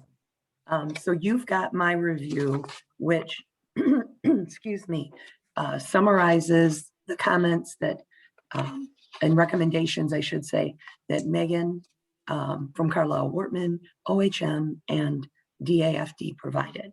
You also know that the city attorney is working on an encroachment agreement, as that was his recommendation as well. I'm not going to review my comments verbatim because many of them Kate has provided verbal clarification, and that's good for now. Obviously, we will need the revised plans with the details that are required and have been requested in order to provide you with a full evaluation of the proposal. But like Megan said, please concentrate today on the things that you have to make determinations on, so that the applicant has the direction that he needs and his consultant has the direction that they need. Do you have any questions for staff? Right now, maybe. Oh, Jim Cardy has a question. Yes. Michelle, I don't know exactly if this is a staff question or not. but it seems like you'd be the most likely one to be able to answer it. If they had wanted to make a major change here, move that ramp around to the back of the property, the side facing the railroad, could they do that and not have to worry about the encroachment? It's a possibility, is the best I could tell you right now. Okay, thank you. That's my only question. Okay, we may have more additional questions. We'll still get to plenty of time to ask Michelle questions as well, but no, thanks, Jim. Okay, other planning commission items right now. I don't see any other hands. Oh, yes, Mr. Hill. I've got a seriously long list of comments and questions, and I don't know if this is the opportune time to bring them up. Well, we could go right after public hearing. We still need to commit our public hearing. Okay. So, and then we'll have our planning commission discussion. So that might be a better time. And then we'll always be able to bring back staff and consultants for additional questions. Yep. Okay. Is that okay? Okay. Yeah. And then, so let's get the public hearing, then we'll get our motion and we can have our discussion because we probably all have some questions. So with that, we will open the public hearing. So for anybody who would like to speak to, again, this is regarding that special land use item for the self-storage, 7850 2nd Street. So at this time, we will open the public hearing. It is 8:46. So with that, anybody like, I think I saw a hand up. Was it Mr. McCarger? Oh yeah, yep, hello hand blends into the background there. Yes, okay, so Mr. McCarger first, please. Thanks. First off, no surprises in the presentations. I'd gone through the packet in detail, so including the stuff from Midwest Consulting. My pictures were not intended to be details of what this project would look like. And Ted, they were intended to be evidence of what the applicant's respect for the neighbors might be like. And I wasn't sure which one in Whitmore Lake, so I specifically qualified that. Thank you for clarifying that. I want to talk just a little bit about what this corridor looked like before the tornado. The tornado came right up 2nd Street. My wife and I saw it coming. We made it to our basement barely. That entire stretch of road looks a lot different than it used to. So please, Jim, when you make a comment about this not being, I think it was Jim, that this not being a residential neighborhood, if I were to share the screen right now of the zoning map, as people have talked about verbally, the only way this is not a residential neighborhood is if you put your back to the building in a couple of different orientations. Second thing, and I think this is really important, Kate, with respect for your job and you working for the client, I would offer to you that in the future, the very first thing you do is you recommend that to your applicant that they talk to the neighbors. I didn't hear any mention in anything you said about talking to the neighbors before or talking to the neighbors now. We're the ones who have to live with this, not you. We do. So what's important here is trying to work something out that makes sense for the area, makes sense for the city, and makes sense for the people who have to live with it, like me and my wife, who've been here 28 years. Lots and lots of references to what things used to be like with trailers and cars and so forth. No, no, no, no, no. That's not the baseline anymore. We are not talking about relative to a transition from Adair. Adair is gone. It's not coming back. We're not talking about a comparison to semi-trailers now at the docks. They're gone. We should be thinking about whether this is conforming as much as we possibly can going forward. Not, is it a change from what Adair was or what could be allowed in that spot? I don't want to dive into the details of the three things that you talked about for consideration tonight: encroachments, verbal clarifications, and so forth on the landscaping, hours of operation in the Edison Street right away. I'm going to leave that for a future one. I really, really want the Planning Commission to step back and look at this. That zoning is a dinosaur. These small, everybody keeps saying this is a really special situation. It's a special situation in a tiny representation of this zoning classification within the old village. If you are not going to take a stand now and figure out what do we really want to have happen down the way, what is going to change you to make it into something different?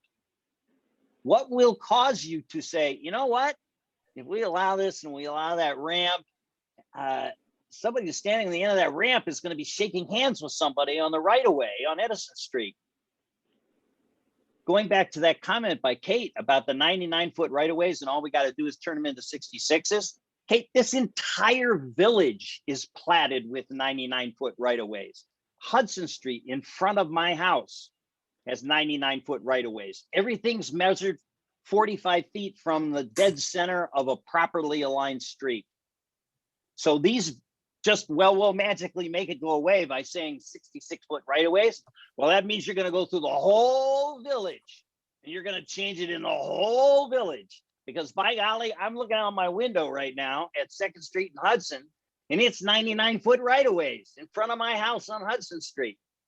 So you want to change it there and make everything magically go away. You're going to make it magically go away through the rest of the village. Doesn't work. Doesn't fly. That just does not make sense. You have a dinosaur on this property and you're trying to make it. Sorry, I will have to interrupt. We are at the 5-minute mark. Sorry. I'm sorry. I didn't. No, it's okay. Thank you. Thank you for your comments. We just have to try to keep to a schedule. We've got. I understand that, and I'm passionate. Did you tell? Okay. Can you tell? Thank you, sir. Next up, Mr. Northrop. Well, thank you again, Mr. Kowalski. Appreciate it. I just wanted to add a couple of comments. I was struck by Mr. Kissinger's comment about the self-storage classification not being in the current code, maybe because it was on purpose. And I think that's important for people to keep in mind. The other thing that I wanted to mention, and first of all, Derek and Kate, great set of information and presentation that was really good. And Derek, I respect what you're doing with your other businesses, and that's cool. One of the things I wanted to point out was in the storage units that my bank finances, it's not uncommon that other businesses are operating out of the storage units. And I'm not sure how the zoning and the city rules would treat that because they store their tools, their materials, their inventory. And when you combine that with the proposed 24/7 access, that actually makes me even less excited about it, and I wasn't excited to start about the use for this building. The other thing was, it had been talked about, well, the consultants and others, this could be a, gosh forbid, a big industrial use comes in. I would point out there's information in the market, and the market says that for the last 10 years, living through 2 expansions, this building has not been picked up by a factory or an industrial use, and it likely never will be. It was constructed before we had the industrial park and other things. The businesses I work with would never come in and create a factory out of this facility. It's too cramped, it's too old. Heck, if it's been vacant or little used for 10 years, one of the questions I have for the city is how close is it to being condemned? I mean, what is the extent of the repairs that need to be made in it? So anyway, I was thinking it's a false choice to say, well, if we don't do this, we might get something else. I'll bet a Dexter Bakery donut, you'll never have a factory in there again. And those are my comments. Thank you, Mr. Kowalski. Thank you, sir. Additional, oh yeah, I see another hand right up. Mrs. Kissinger? Hi, thank you. I also appreciate the additional information that was shared. Something that really struck me was Megan's comments about we're at an opportunity to potentially improve. I think she talked about a point in time. And I think it is a real opportunity to think about what Dexter wants this area to look like. I have now increased concerns about truck traffic. Say someone's moving, they've got a moving van, it might unload into the storage facility, and now we've got semis going down 2nd Street. I'm also more concerned about access to the park, and while it seems adequate now, will that change over time? And if the city wants to make more green space, have we set up a situation where that's hard to do? And also increased traffic will limit safe access to border trail. As a new property owner, that was one of the big advantages to the property location that I saw. And to be honest, if I knew a self-storage facility was going to this spot, I would have hesitated to buy my property. Thanks for your time. Thank you. Additional public comment? I don't see any other hands up, virtually or otherwise. Unless I'm missing something. If there's anybody on the phone, *9. Or not. But I don't think we have any phone I don't comments. see, Seeing I nobody don't else, see any hands. we'll close the public hearing at 8:55. Okay, so now this is a time, as mentioned earlier, we are being requested to postpone these items just because of that snafu in the public noticing.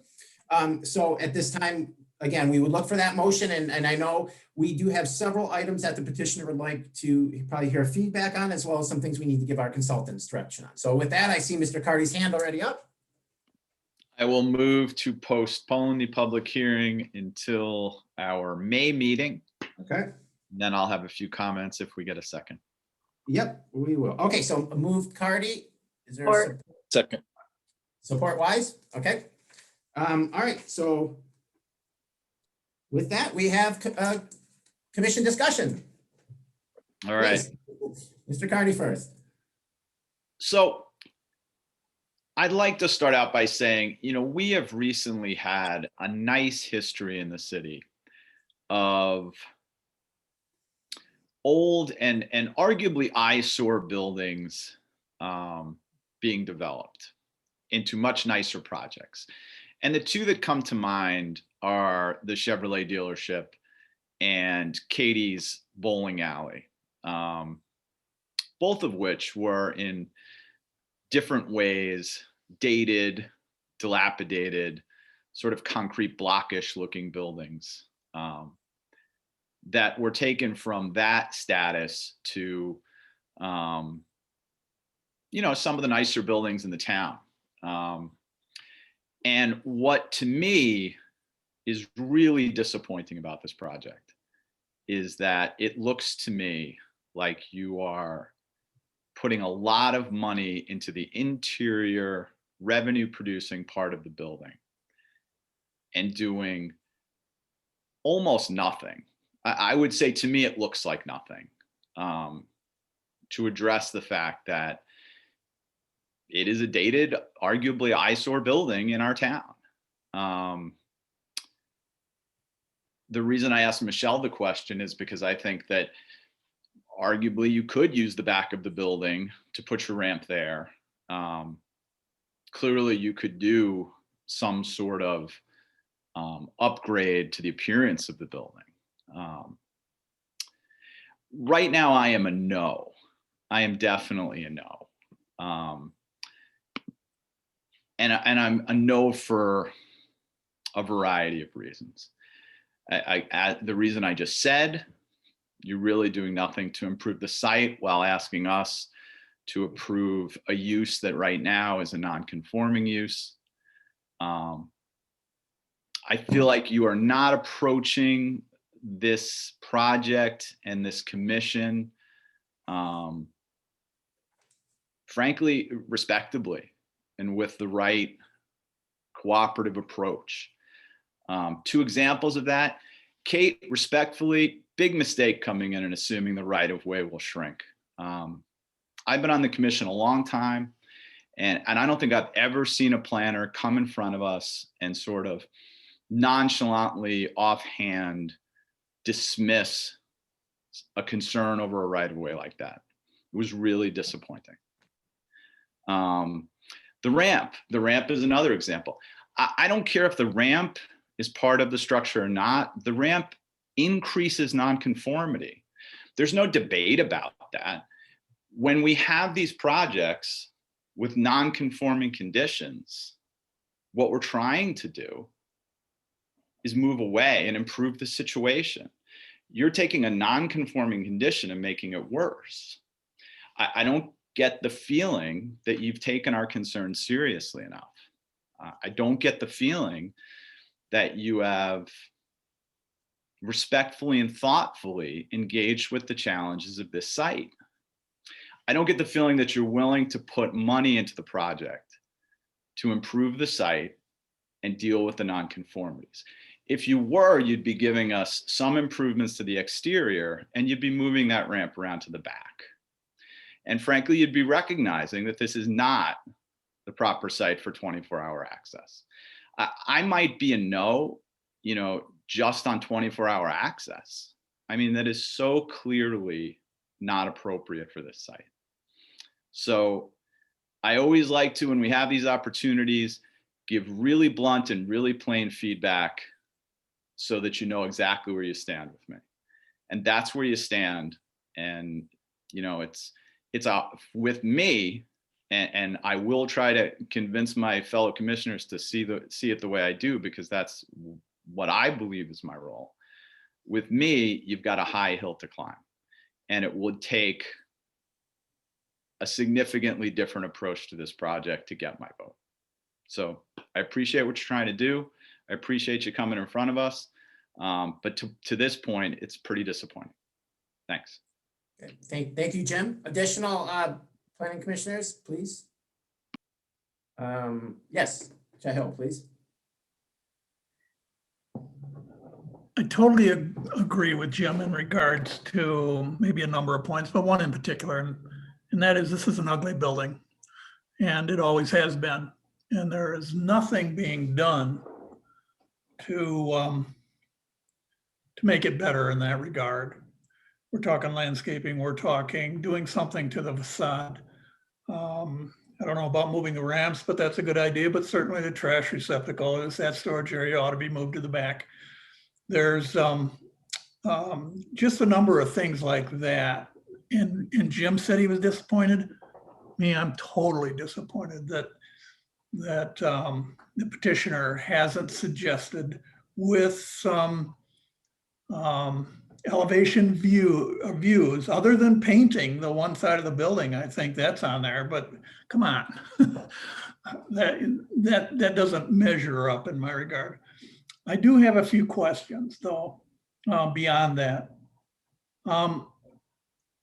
One of those is what's happening to the west side? It's on the alley. People can come and there's some doors there. So are they open to the public to access the building from the west side also? And if so, there's no way for parking or anything else to happen at that location. I'm assuming that those doors are not general access, but I am curious to know. It hasn't been addressed. I think personally, and this is easy fix for you, that the handicap, the barrier-free parking space is in the wrong location. I suggest that Maggie's probably needs that particular space like that at their location, since they're there as a business, and therefore a more appropriate location is down there. I would suggest, I don't know about the right-of-way issue, but if it is a negotiated change so that you are able to utilize right-of-way space for parking, I would suggest that it goes beyond that it's not only parking, but it's the landscaping. It's making that side of the building much better. It's been pointed out that the Edison Street itself doesn't align well. And at some point in time, that park will need to have a proper drive down there that does align with the street, that allows a little bit more room. So there's perhaps room for a little bit of negotiation with the city in that regard. I would suggest that the petitioner here volunteer, throw in site improvements of that nature on that side of the building. That if we're allowed to have our business in this building, or if we use self-storage is what I'm saying, then we will pay for site improvements on the Edison Street side that are appropriate for the type of use in the entrance. I myself, if it's lighting's an issue, or if lighting's not going to be any more than it was, or any more intensity, you know, there's nothing wrong with that. I mean, that's fine. And that's what's been stated. The landscaping, additional landscaping, that's peanuts in a development project. So showing that, going beyond the minimal is going to buy a certain amount of support, or more support, I'm sure. I think that's the other comments have already been raised. Oh, by the way, one comment that Mr. Northrop made, which is a good point, but I don't think it applies here, and that is that some people use storage facilities to run their business out of. Those types of self-storage facilities that you see everywhere, which has been mentioned, the basically garages that are stacked onto each other, and you have room outside the building, outside your unit to do that sort of stuff. That's where that occurs. This site would be tremendously difficult, I think, for that to actually happen. I also know this, and we've rented some storage facilities in the past too. If I'm going to my storage facility, I want to be right next to it. So I know you're going to get people like me who are going to be parking everywhere there's an access point to bring in their stuff and take it out. They're not going to be simply going down there to the back of the building and then have to cart all their stuff to the front of the building. It's just not going to happen. That's not the way people are. That's not the way I am. So anyway, I think that pretty much covers my comments for now anyway. Well, you can always add more later if it comes up. Dustin, I noticed you had your hand up as well.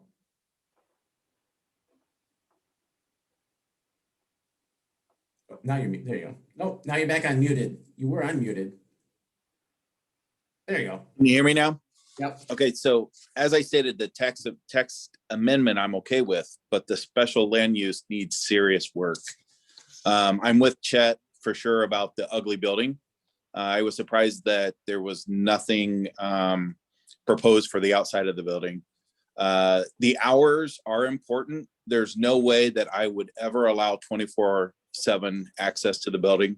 8 to 5, 9 to 6, that would be something that I would consider, but no way 24/7.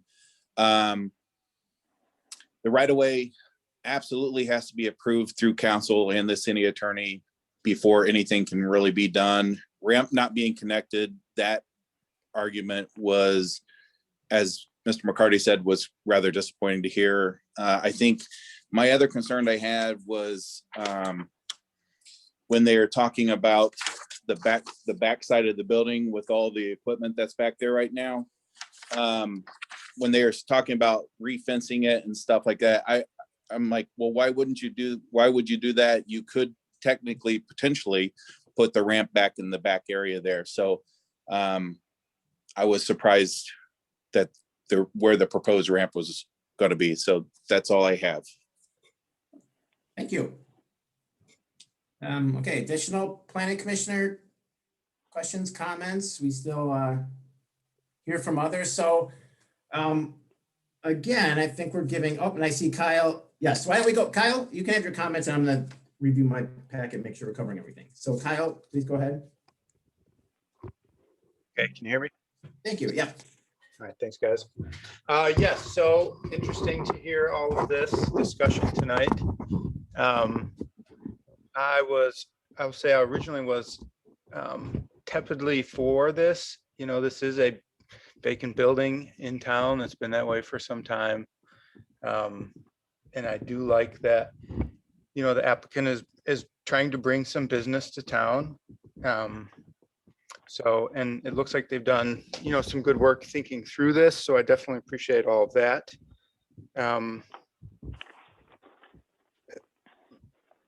But I think after listening to some of our neighbors here, I think they bring up some real concerns. And I think we've been, you know, the way that they're talking about it is, okay, well, is this little thing right? Is this other little thing right? You know, we have to resolve this little issue. But we should remember this is a special land use, and one of our determining factors is it appropriate? Does it fit? Is it compatible? I think is the term. And you know, after listening to the people who actually live next door to this, I think no. I'm leaning that way anyway. There is an issue with this site. There's no denying that. But the question I think that I've heard put by some of the residents, and it resonated strongly with me, is that, is this just what we're gonna do? And do this special land use just to get something in?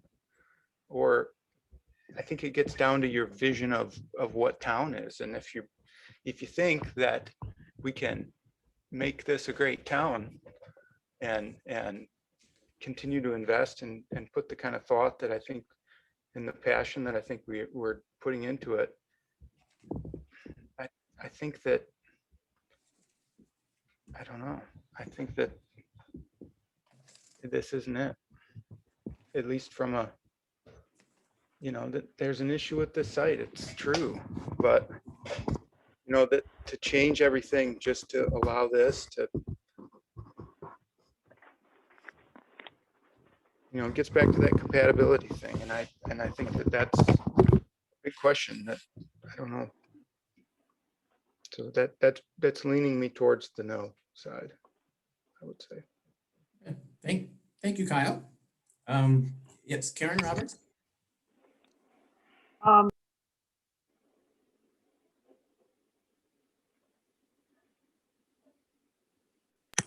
You're muted, Karen. Oh, you got it. There I am. I was just scanning the map of Dexter, the satellite map of Dexter, and it would make it the biggest building in this sort of, other than till you get out till Bishop Circle and around there. And it is, to sort of echo Chet, ugly. It's in bad shape. You know, I think we'd have trouble approving a shed in somebody's backyard that looked as bad as that. And one of the other competing interests in the master plan is the, you know, demand and wish for more green space, and access to Horseshoe Park is going to have to be that way, and to really make it accessible. And we heard Park and Rec saying whenever we met for the joint meeting, that part of what they're trying to do is expand the understanding of what's available in the city.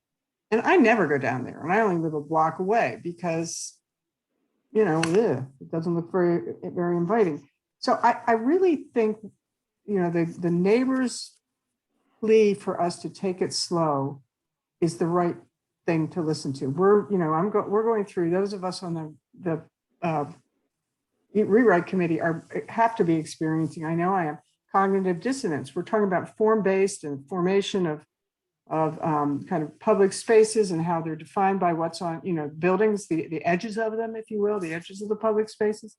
And this is, I think, a really unfortunate definition for Second Street. And I do not think this is the right project for the right place.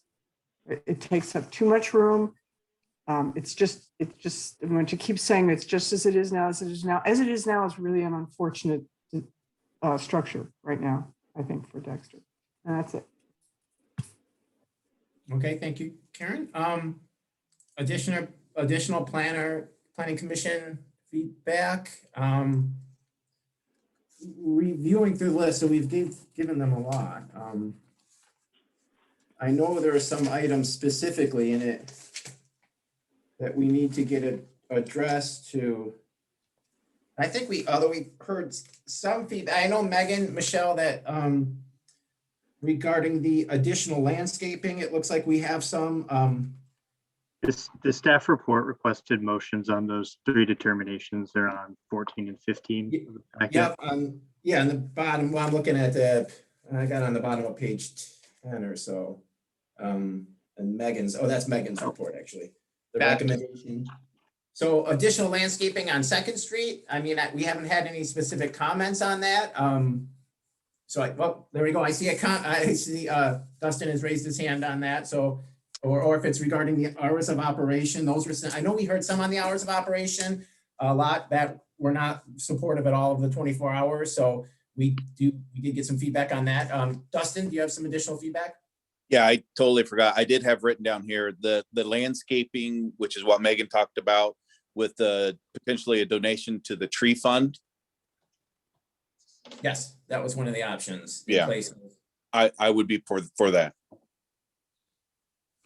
Oh yeah, and I would agree. I mean, I think it probably goes to some of the point about additional improvements to the property that many planning commissioners have mentioned. So I don't know necessarily whether we need to be specific on that, but yes, Jim Cardy. Yeah, I'll just say on those 2 points, landscaping is not there are so many bigger issues than landscaping here that I almost don't think it really rises to my concern. As far as hours, the most I could see us approving or myself approving would be something like 7 to 7 or 8 to 8. That would be the most. Okay. Additional feedback on hours. Again, we heard a lot of negative about the 24 hours. With that, a lot of my comments were kind of already mentioned, and given the hour, I don't want to repeat them. So I'll try not to, but forgive me. Really my biggest concern, again, as mentioned, but kind of this is a special land use. I mean, I'm glad, I think Kyle brought that up. So that in itself requires something special. And I've struggled with this a lot because I mean, in the use, I don't necessarily have as much of an issue with the use that's proposed. I think however, given the special land use and given the location, and I think what's really troubling me is I'm stuck on is kind of the right of way. I mean, that's really the issue that runs to the top. And I know that it's been used that way for 50, 60 years.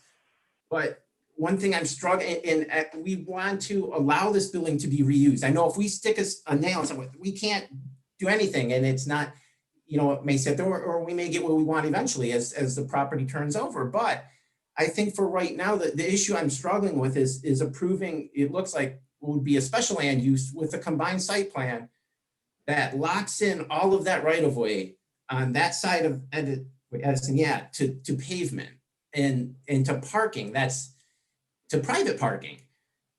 I'm struggling with that. And I know it's been used that way and it may never be improved, but we did just have our commission meetings and we look at the master plan where we are trying to activate that 2nd Street Park. And I know we need agreements. Like, again, I'm very curious to see what our attorneys would come up with, because again, I'm concerned we approve a site plan, we lock this parking in there, and whether or not you operate, if it's approved, you operate for 2-3 years, you go away, we now have parking there. And if the city ever wants to improve that, then you're never going to put a sidewalk across all those parking spaces. So I'm really struggling with how to maybe let that go to allow a reuse to, again, all the other issues aside, but say we get the other issues addressed, but let's focus on how we get that addressed so that protects the cities and our right to be able to reuse that right of way with some added green space, again, in there with, I know there's nowhere to, well, there's the park to walk to at the end of that, but again, that may be improved. There's a house next to it on the other side. So who knows how that condition may change. So that is something that I need some solid answers for on how that goes forward. And the idea about moving to the back, the loading dock, I know that creates a whole nother set of issues with, because there's right of way back there. However, again, we're struggling with what we've got here is a special land use. And we are, I think, of a non-conforming building. And I get we want adaptive reuse, but we're locking in with increasing the nonconformity. I think, again, that's kind of where I'm struggling, is we're almost helping this nonconformity. We're making it worse by allowing all this, I think, in the right of way and the loading dock and things. So I've been struggling with it because I like the investment. And I also go back to our master plan, right? Is this necessarily what we sought? Well, no, but we don't have the ability to necessarily pick and choose. We have somebody who wants to invest in our community, but the special land use is really kind of that kicker here, is because it's not just a by right land use. It is kind of a special land use. Well, not kind of, it is.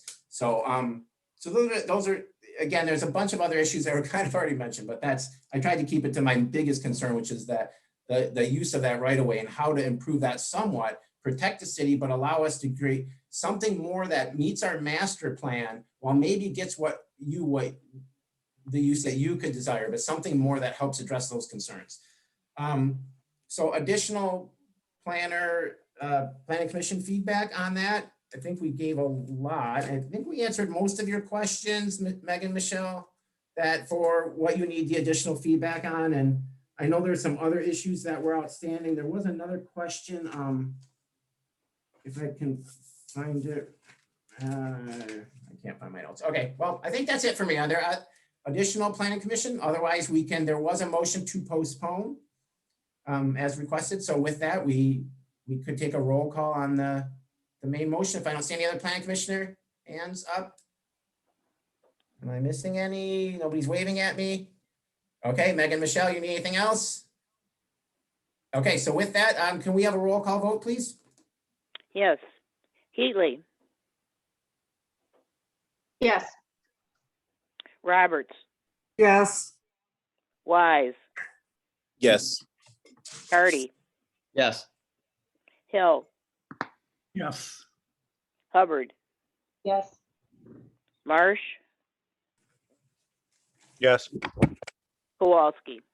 Yes. Okay, so the item will be postponed until the May meeting. Okay, thank you, everybody. Moving right along onto our next public hearing. All right, our final public hearing, again, we are requesting a postponement on this as well. This would be for the capital improvements plan for the fiscal years 2021 through, 2026. So with that, staff, do we want to give a relatively brief and well, I guess I shouldn't say that. Even given the hour, please lend us all the information that you need to give us. All right, well, it will be brief. As you all know, the capital improvements plan is a program that projects and coordinates the city's expenditures to improve capital assets for transportation, utility systems, city facilities, and the like. The Planning Commission reviewed draft updates at the March regular meeting, and since that time, some updates have been incorporated into the draft.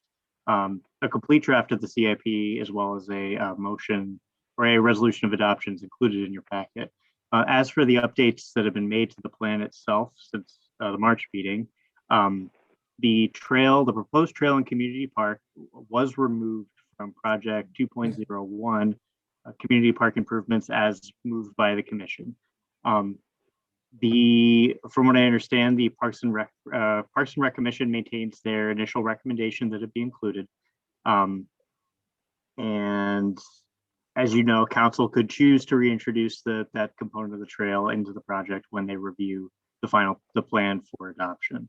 At the last meeting, there several commissioners expressed concerns about the trail extension disrupting the play field. So just for reference, there is a photo of the park and elevations and measurements just showing the rough dimensions of the play area and route of the trail included. Since the trail shown on the previous project map was sort of a even more imprecise curvature So at the very least, for reference, that information is there, should you choose to reintroduce the trail. In addition to that, updates were made to the projects 4.01 and 4.05 City Hall and the Fire Department facility to reference the city's entry into a purchase agreement for 3515 Broad, as well as publishing a notice of intent to bond to finance the potential purchase and building renovation. Similarly, the fire department or the fire facility project's been updated to include the acquisition of the Dexter and Arbor property. And lastly, the Grandview Commons connector location map has been updated. So unless anyone has any questions, the plan is available while for staff's requesting approval of the plan for adoption. Great, thank you. Well, let's go over to, we'll have our public hearing, and then we can go back if we have staff comment or if we have questions for you right after. Okay, so with that, we will open the public hearing at 9:25. So if anybody would like to address the capital improvements plan, if you'd like to speak to the planning commission, please raise your hand, or if you're on the phone, hit *9 and say your name and address. Public hearing is now open.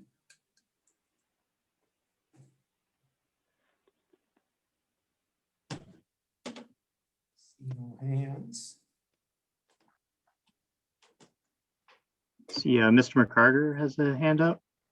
Oh, how'd I miss? Oh, just went up. Okay, well, so we have one taker. Okay, Mr. McCarter, please. Yeah, surprise, surprise. I waited a couple seconds to leave you in suspense as to whether or not I could say for the something. record, we need your name and address just for the record. James McCarter, 3580 Hudson Street, Dexter, meh. 28-year resident, retired teacher, etc. I looked at the capital improvements plan, and one thing I noticed in there was the project for the improvement of something that's near and dear to items 1 and 2, which is First Street Park, the Horseshoe Park, which I can look down the street. No, it's dark, but sometimes I can hear it when I have these things in here, clang. Anyway, you've got that in your capital improvements plan. You guys have 5 rating factors, and 2 of them are really, really difficult to get to apply to something like that park because they have to do with citizenry, improving citizen safety, and it's something related to environmental improvement. Now, you might be able to stretch it and get that second one, but the other 3, that project is rated top dog on all 3 of them, and they have to do with things like we've been talking about in connection with what's the future vision, improving citizen opportunities for recreation, improving aesthetics, like when you're approaching the park, what does it look like? Okay, you guys have talked about this. You folks have talked about this several times tonight. This is not always necessarily going to be what it is right now, and goodness knows it's not going to be what it has been forever. The reason for that is the current zoning situation for that property was set by and for a dare, straight through the master planning process. And now they're gone. So think about what you got in the capital improvements plan and try to reconcile that with what we've been talking about up to now. Imagine that park as a much better park. And how are you going to get at it? Right now, there are 3 possible ways. You come at it from Cottonwood, and one of our earlier residents does that, Stephanie Minrath. You get at it from Edison. We all know what that looks like. And like you said, improvements to the outside, nah. Or you get at it through the easement in the back of the building. There's problems with putting the ramp on the back of the building or moving the garage stuff and putting a roof over it in the back, because that's out of conformity too. That's a non-conforming setback. It's not as bad as the other ones, but it's still there. But that's the third access, which could possibly at some point along the line connect up for people who want to cross around and go on the B2B trail or go the other direction and go to Mill Creek Park. So I encourage every single one of you to go down there and look at that park and think to yourself, capital improvements budget, 3 criteria, 3 rating criteria, all at the top.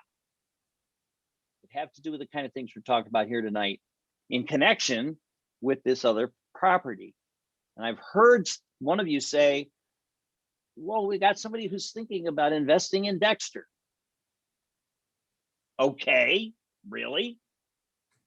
I'm not sure I agree that that's the case. Investing how? I'll leave it at that. I'm probably over Actually, 5. that's good. Good timing. Okay, thank you, sir. Is there anybody else that'd like to speak to the capital improvements plan at this time? Oh, that's McCarter's hand. Seeing no one else, we will close the public hearing at 9:30. Okay, so at this time, we are open for planning commission discussion. Again, we're requesting a postponement of this until the May meeting. So with that, do we have a planning commission motion? Move to postpone until the May meeting. Cardy's on fire. Then I saw Roberts, so we'll say Cardy. Roberts, you want support? Okay, second. Yep, I saw it. Okay. Okay, move Cardy, support Roberts to move to the public hearing will be held at the May meeting. Any feedback, questions for staff? Not. I get that. It was just Mike's awesome presentation, I guess. Or given the hour, I don't know, but okay. So with that, I guess, can we have a roll call to, oh, wait, I'm sorry. Did I miss anybody? Nope. Oh, looks good. Okay. With that, Carol, can we have a roll call vote to postpone, please? Yes, we can. Marsh, Yes. Hill, Yes. Phillips. Oops, excuse me, he's absent. Wise, Yes. Cardy, Yes. Heatley, Yes. Roberts, Yes. Hubbard, Yes. Kowalski. Yes. Okay, thank you. We'll see you, or we'll see the CIP at the next month again. All right, pre-arranged citizen participation. We have none scheduled for tonight. Now we come to non-arranged participation. This is a chance for anybody who, from a member of the public, could speak on basically to the planning commission on anything. If you would like to, please state your name and address, limit your comments to 5 minutes and raise your hand. Either *9 or virtually raise it on the screen.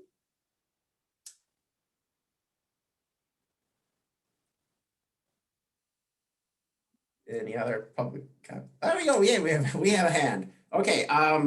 Looks like Sprague, please. Yes, you may go ahead. Thank you. Hi, it's Lori, 3530 Hudson Street. Well, I made it through this whole meeting, and I have to say I'm just really impressed, and I thank you all for the work that you're doing. It's been very interesting. Great. Well, thank you. Thank you. It's great to have public participation. So thank you guys for tuning in. Okay, anything else? Seeing nobody else at this time, we will move from non-arranged participation to reports of officers. Chairman report, I really have nothing to report tonight. So planning commissioners, is time if anybody would like to share anything from planning commission that's on your mind? We'll get to committees in a minute, but anything in general? No. Anything in our student rep, Aiden, anything to share? So I participated in the Michigan Association Planning and Zoning Essentials Workshop. Excellent. And I know it was like I felt a little like I could understand what was going on during these meetings, but it wasn't totally clicking. And through that workshop, like the capital improvement stuff I can comprehend that very well. So I'm looking forward to becoming more vocal in these meetings because now I can comprehend and understand the information. So I took notes so that I have reference points as what we're talking about. So, I feel like I gained a lot of knowledge. It was interesting to hear that spot zonings are often ruled invalid after a lawsuit. I didn't know they had a tendency to be sued over a spot zoning.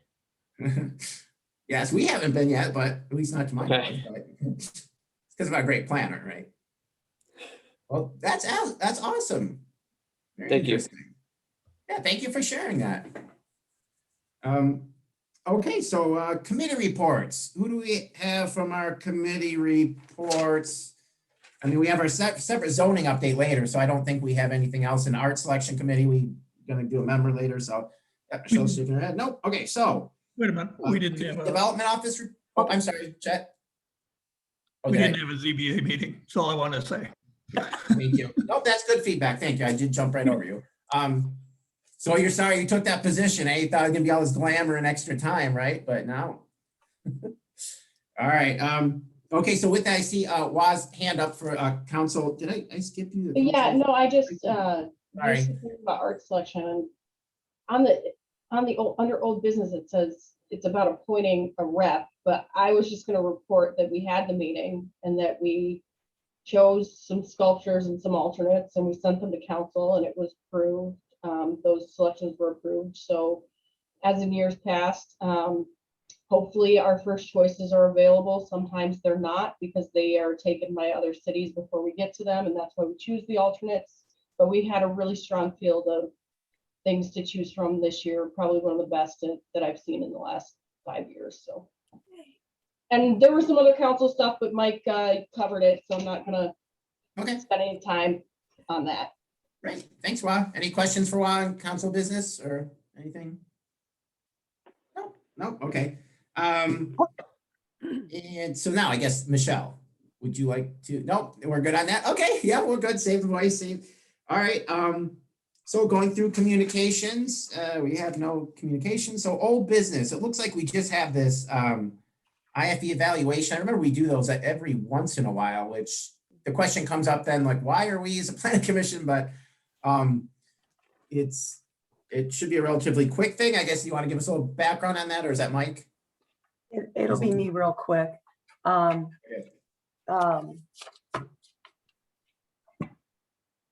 UIS has applied for an IFT. Part of the evaluation is something that you do based on their site design, layout, etc. Excuse me. And I'm fumbling with my papers because I can find the plan, but I'm not finding my report that went with it to tell you what to do. Yeah, so I know it's in the packet. I just can't find it. So please follow along. You just need to rate the three, I believe it's 3 categories. Everybody have that in their packet, what Michelle is referring to? I'm sorry, just because there's some new planning commissioners I know that might not have had it's a pretty simple kind of evaluation form. And actually, I didn't see it in my printed packet, Michelle, but so I don't know who else gets a printed packet. It's on page 194 of the packet. Actually, it was weird. My page literally was missing a page 194 in my packet. Oh. Yeah, I can't find the 194, so hang on just a second. What? Mike, perfect. Can you share it, please? Oh, you are wonderful. Got it. Thanks, Mike. Sorry, Michelle. Sorry, your ranking, 2 points for exemplary, 1 point for well designed, and 0 points for adequate. So there are 1, 2, 3, 4, 5 criteria: building architecture and site compatibility, building exterior construction materials, landscaping and screening, exterior lighting and identification, traffic flow, safety, and efficiency. So if we could do this as quickly as possible, since the hour is getting late, just let me know what your thoughts are on this. I mean, it's always been, again, typically in the past, we've usually gone down and did ones, but I don't know that, again, the planning commissions is a discussion item. I mean, exemplary, I think, is a high standard. I think when we look at number 2 for exemplary, that's kind of, although their landscaping maybe for that facility is pretty good. And that was the one question I had for you. I kind of figured you probably all would go with number 1s, but with landscaping, I wasn't sure. You guys are easy graders. I would go for zeros for all except landscaping. And I what mean, would you think landscaping? It's adequate. There's no one who would drive through our city and look at that building and just be like, that is well designed. I mean, come on, why would we give I them? don't know if it like affects. It's not well designed particularly, but the exterior materials look pretty nice. Actually, you know, it's not corrugated metal. I mean, it's, you know, adequate, but I mean, so I was giving them that a 2. I look the whole thing is adequate. Mm. Okay, so we've got some zeros, we've got some ones out there. Additional thoughts. I mean, Pay your taxes.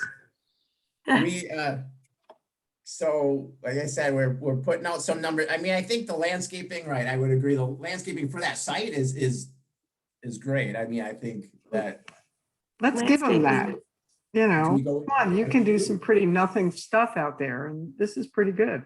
And that, okay, so all right. So do we give that a 1 or a 2? 2. 2. I think it's exemplary for that site. It really is. Now our code made him do that, but still. And I am an easier grader. I would tend to give 1s because zeros sound bad, but Are we voting on this? You have to make a motion. yeah, we have. I was gonna say we have to. Right now we're not, but we have to eventually come to to support. So I'm fine with a 2 on landscaping. Let's give them 0 on everything else. Second. 1 out there. I'm fine with 1 on everything, even landscaping.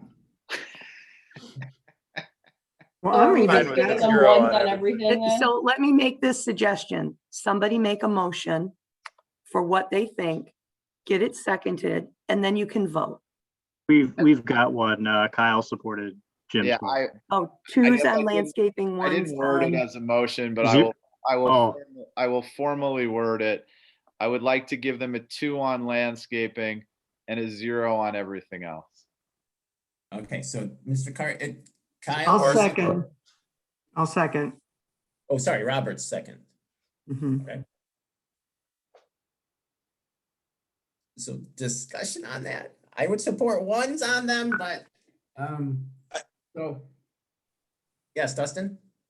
I support 1s on everything except for the landscaping. I would give 2s. I think it looks very nice. And it's not, you know, they didn't skimp through it. Yeah, I mean, yeah, I do struggle with the well designed, like when you compare that to other buildings. Yeah, but you know. But for what it is, I think, and that's what, I don't think, we're not setting a precedent here, Michelle, correct? Right? I mean, by saying, oh, this is well It's a designed, I case-by-case want to make sure other planning commissioners don't like. Well, think we're setting a let me put precedent. it differently. Does anybody look at this building and think that it's so well designed that they should get a tax break for it? No. No. Very good wording. Jim, straight to the point. What their landscaping is. Okay, so it's a very late hour. We're gonna have to take a motion. We have a motion. Additional feedback though, or we could just go through it for the vote right now. The motion is 2 landscaping and 0s for, which means adequate for the rest of it. So, Can Can we amend the motion and say, let's compromise all 1s except a 2 on landscaping? I think there's a almost consensus, and Jim, well, I'm glad I didn't have you as a professor. I'm not gonna amend. If we vote it down, then we can propose another motion. I'm not gonna amend. Okay, Chet, I know you had a question. Yeah. Explain what's going on here. I mean, what is this used for? So when somebody comes in for an industrial facilities tax exemption, we have a evaluation point system. One of the areas of this evaluation is Planning Commission's evaluation of the site design, the building materials, landscaping, etc. That whatever these points are goes into the ultimate decision on how many years the abatement could be. Oh. Okay. So it's important. Yeah, and this is why I won't amend. Like, it's a principle thing with me. I don't think that they did anything there sufficient to deserve a tax break. Okay, so, well, let's chat. Sorry, do you have an additional comment, or we do have a motion? No. As a landscape architect, that's why I'm not as particularly thrilled as everybody else, because I see all those circles. But if everyone feels that that's great, good. I tend to align myself with Jim in this regard. As I say, I did not understand exactly what this is all about. In fact, I didn't get this form in my packet either. This is the first I've seen it. I'm really sorry. It's not in mine either, and I don't know why it didn't print, but you can see that it was in the packet. I'm sorry about that. You know, the weirdest part, it's in the online packet. Yeah, I know. Okay, so that's my apologies, folks. And I'd say go ahead and postpone this, but city council has to take action on Tuesday or on Monday.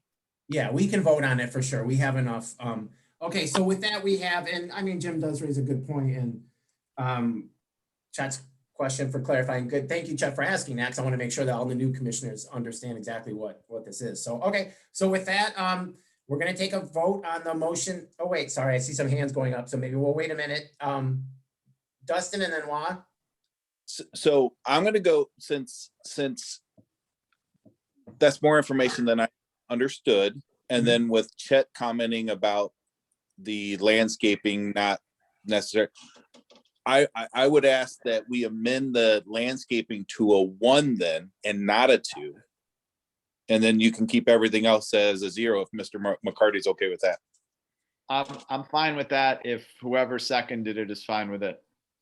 I'm okay with that. Robert, did I have Robert? Yes, Robert. Yeah. Okay. So that would revise Or the the motion. amended motion, yeah. 1 on landscaping, 0s on the rest. And now, Juan, you have your hand up? I guess, and I don't want to keep us here, but I didn't understand this that well either. And what's the threshold? It's purely subjective. Like, yeah. No, I mean, for like, what number do they get? Is there like a number that they have to get to? Like, we're giving them a 1, like 1 total. So if they got 2s on everything, it adds up to a 10. Right. That's the maximum number they can get in this particular section. And does that equate to years or? So not by itself, it doesn't, but it could, by adding 10 more points, it could add a year to their abatement. So what does 1 do? 1's not going to give them anything. It doesn't give them anything. They'd have to get all. What's the lowest number that would give them anything? It's going, that's a hard. Michelle, we can talk about it later. I just, that's clear. I'm fine with it as is. The consensus is there. I at some point like to better understand it. I'll make sure that I show you guys what a full worksheet looks like next time. Next time we meet, so that you've got a better picture of how it all plays together. Okay, thanks. And I should have asked before right now. That's not a problem. Yes. Can city council override us on this? Not on this part. 1, can they just go, well, who cares what the planning commission thinks, which is no, because it's all added up together. Okay. Okay, so I don't see anything else. Everybody else. Okay, so the motion is revised from Mr. Carty, support by Rob. It was 1 for landscaping and then the 0s for the rest of it. So, okay, so can we have a roll call vote on that, please? Yes. Carty. Yes. Marsh. Yeah. Heatley. Yes. Hubbard. Yes. Wise. Yes. Hill. Yes. Roberts. No. Kowalski. Yes. Okay. Thank you. I'm the teacher you always wanted. I know. I'm back and forth, but yeah, okay. All right, moving on. Old business text amendments to the accessory dwelling units. Okay, I know that it's late, And this was just a review. You had the framework last month. This is the draft regs. Everything in black is what you saw last month. But where you see red or strike throughs or underlines, those were the feedback that you had.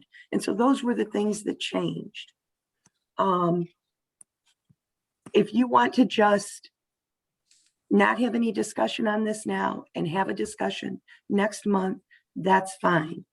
The thing that I'm really interested in getting some feedback from you is I sent out the guide to ADU. I sent you the link because we put it up as supplement at the last minute. I'm using this as that tool, if you will, as a way to get more information out to the public. So as you look over the draft regs, look this over too, and let's come back at the meeting in May to talk more about it. You can give me your feedback then. How's that? Okay, I think that's, it looks great so far, Michelle. I mean, I read through, you did make a lot of the changes that, I think you made all the changes that we came up with last, or at least that I remember from last month. So Right. yeah, I think that sounds like a good idea. Michelle, I think the only one I did not take out is I didn't take out rental inspections that Jim, you had mentioned. And that's because short-term rentals have the rental inspection. City Council is moving toward implementing rental inspections. And this ADUs were envisioned as being part of that as well. I don't like it, but I understand it. Right. Good, thanks, Jim. Additional comments on the ADU? We can still comment, give Michelle some feedback now, absolutely. But as she said, we will, so yeah, we're not going to schedule the public hearing for May at this time. It'll be not unless you all feel that it's ready to go. I mean, I did. I thought it looked really good and ready. And so it would have to be some sort of contradictory information that came out of the handout that you just created. Right, the handout basically there's gives history. It shows the work you all did to get to this point. And it doesn't give the entire ordinance, but it gives facts. It gives your policy intent, and it explains what the ADUs are. So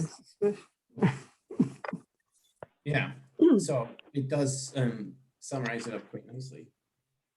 So again, we could schedule a public hearing at this time. If somebody wants to go ahead and schedule a public hearing, a lot of the changes we suggested at the last meeting were in there. However, again, given the hour, if we want some additional discussion, reflecting back on the handbook that Michelle said, we can always come back and visit it next month and set the public hearing for June. I don't hear any more. I vote for that. Karen. Wait, Allison, what did you say? I said I vote to wait. I think we should have discussion on it before we schedule the public hearing. Okay. Additional feedback? Well, Karen, sorry, you were going to say something, or were you going to I feel the opposite because I think it's in pretty good shape, but more discussion. I hesitate to say this, more discussion is better. I mean, the more really, looked at, the better, I think. So, more planning commissioner feedback. To make it quick, bring back next month or schedule a public hearing. It looks like if I'm not hearing a public hearing, I mean, Karen, like I said, I could support the public hearing at this time, but I'm also fine with waiting to give us more time. So seems, yes, you have your hand up? I just want to point out that, we have talked about this quite a bit, and I heard us say a while back that the reason why we're even discussing this is because there's somebody in our community that needs this to move forward. So the more we delay, I mean, I know that's one person, but I just want us to remember that. If this is a necessary delay, let's take it, but I'm not sure that it is. Sure. Okay, so with that, again, if somebody wants to make a motion to schedule the public hearing for May 3rd, we can entertain that. If not, we may just close this and then move on. If I don't see anybody offering a motion. Question, if we do schedule the public hearing, is it on this specific text here that we're looking at? Yes. Yes. So, because as Michelle pointed, I mean, we have basically the whole intact. She made all of our changes from the last meeting. It's, well, except with the exception of one that was given an explanation, but other than that, I don't know that the text will change before the next meeting. There's still some things that I have concerns with on this, I think. So I would propose waiting.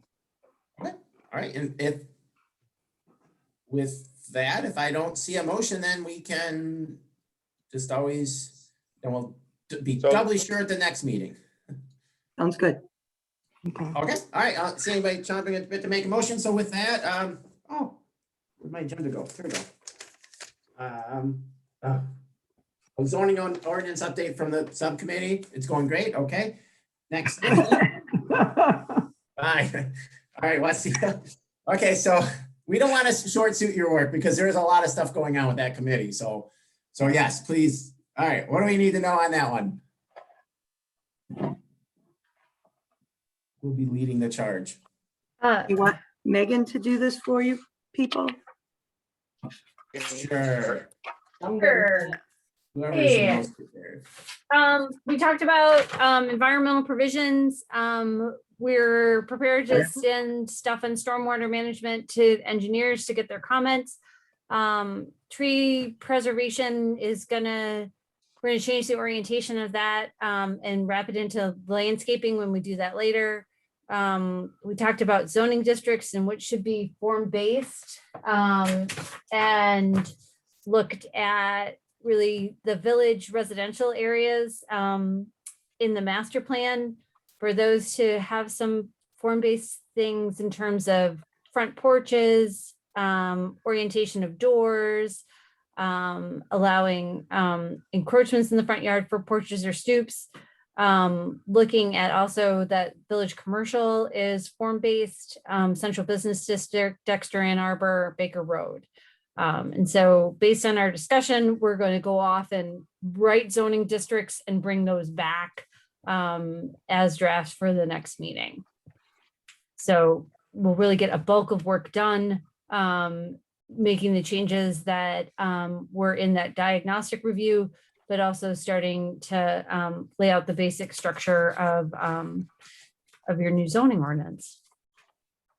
So it's very helpful, the document that you, so for all the commissioners, please look through and we get those, the report that's going towards or that goes through the committee and things. So that's pretty helpful to look through there to help give an idea of what you guys are working on. Because I know there's a lot. There's a lot. Okay, a short, but questions? Yes, Mr. Hill. In regards to this environmental provisions, are you looking for input? You know what I think would be best is maybe if you email Michelle and I input. Do you feel comfortable doing that? And then we can incorporate that in. I do have some pretty strong concerns. Yeah, no, we'd love to hear it. It's in no way, shape, or form done. I just want to say in terms of the tree preservation, that's going to go into landscaping. And so if the bulk of your comments are there, there might be some things that we're just not going to address, but we'd love to hear them. Well, okay, yeah, they have to do with the landmark tree replacements and things of that nature. Yeah, no, please write them up, send the email to Michelle and I, and then we'll incorporate that when we were going to take that section and put it in landscaping instead. Yeah, if you've got some, chat, that's excellent, because that was what we were talking about today, and a lot of ideas going around, so. Please do contribute those, Chet, because those are great ideas and we could share that with the rest of the commission. I'm sure, because I did have a couple of questions about that, but again, we're discussing, you're moving that. I had some same questions. I don't know if they're the same, but I thought we'd put that off, that part of it, until later. So that's good. All right. Okay, yes, no, thank you. Anybody else that has comments, please send them to Megan and Michelle, Mike. Or Mike, you can send them to Mike too. Back, yeah, everybody. Additional feedback? What else do you looking for anything else from us, Megan? It was just kind of the intro summary. You don't need any direction from us. You just. Not at this time, but anything where you have comments like that, again, we welcome them, and then send them to staff and me, and then we'll also share them with the subcommittee and go forward. I mean, all of us are always going to get a chance to relook at everything again in a big piece, but the sooner we can commit these comments, send them, the better. So. Okay.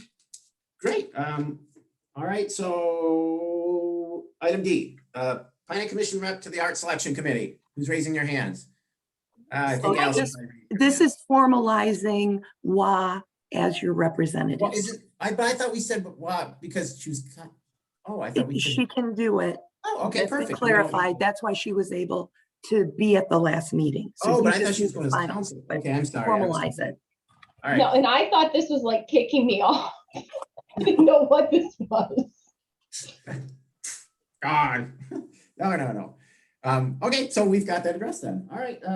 Just make a motion and formalize it. Oh, okay. Somebody make a motion to nominate Wah Hubbard to serve I on the move Arts that Selection Wah Committee. be the representative, the Planning Commission representative to the Arts Committee. Okay, move Roberts. Okay, I think, was that Hill I heard first or Dustin? I saw somebody. All right, we'll go with this. All right. Who was the second? Support wise. Thank you. Okay. All right, so that's formal, that's done. With that, now onto new business. We have none, unfortunately. We have to vote on that? Yes. Proposed business for next agenda. Wait, Matt, we gotta vote. I moved on. We need to vote. Okay, we need a roll call vote. You're right. Yes, you Okay, do. Cheryl. Okay, ready? Hubbard, Yes. Wise, Yes. Roberts, Yes. Marsh, Yes. Cardy, Yes. Hill, Yes. Heatley, Yes. Kowalski. Yes. Okay, now it's official. There you go. Wow, you are now official.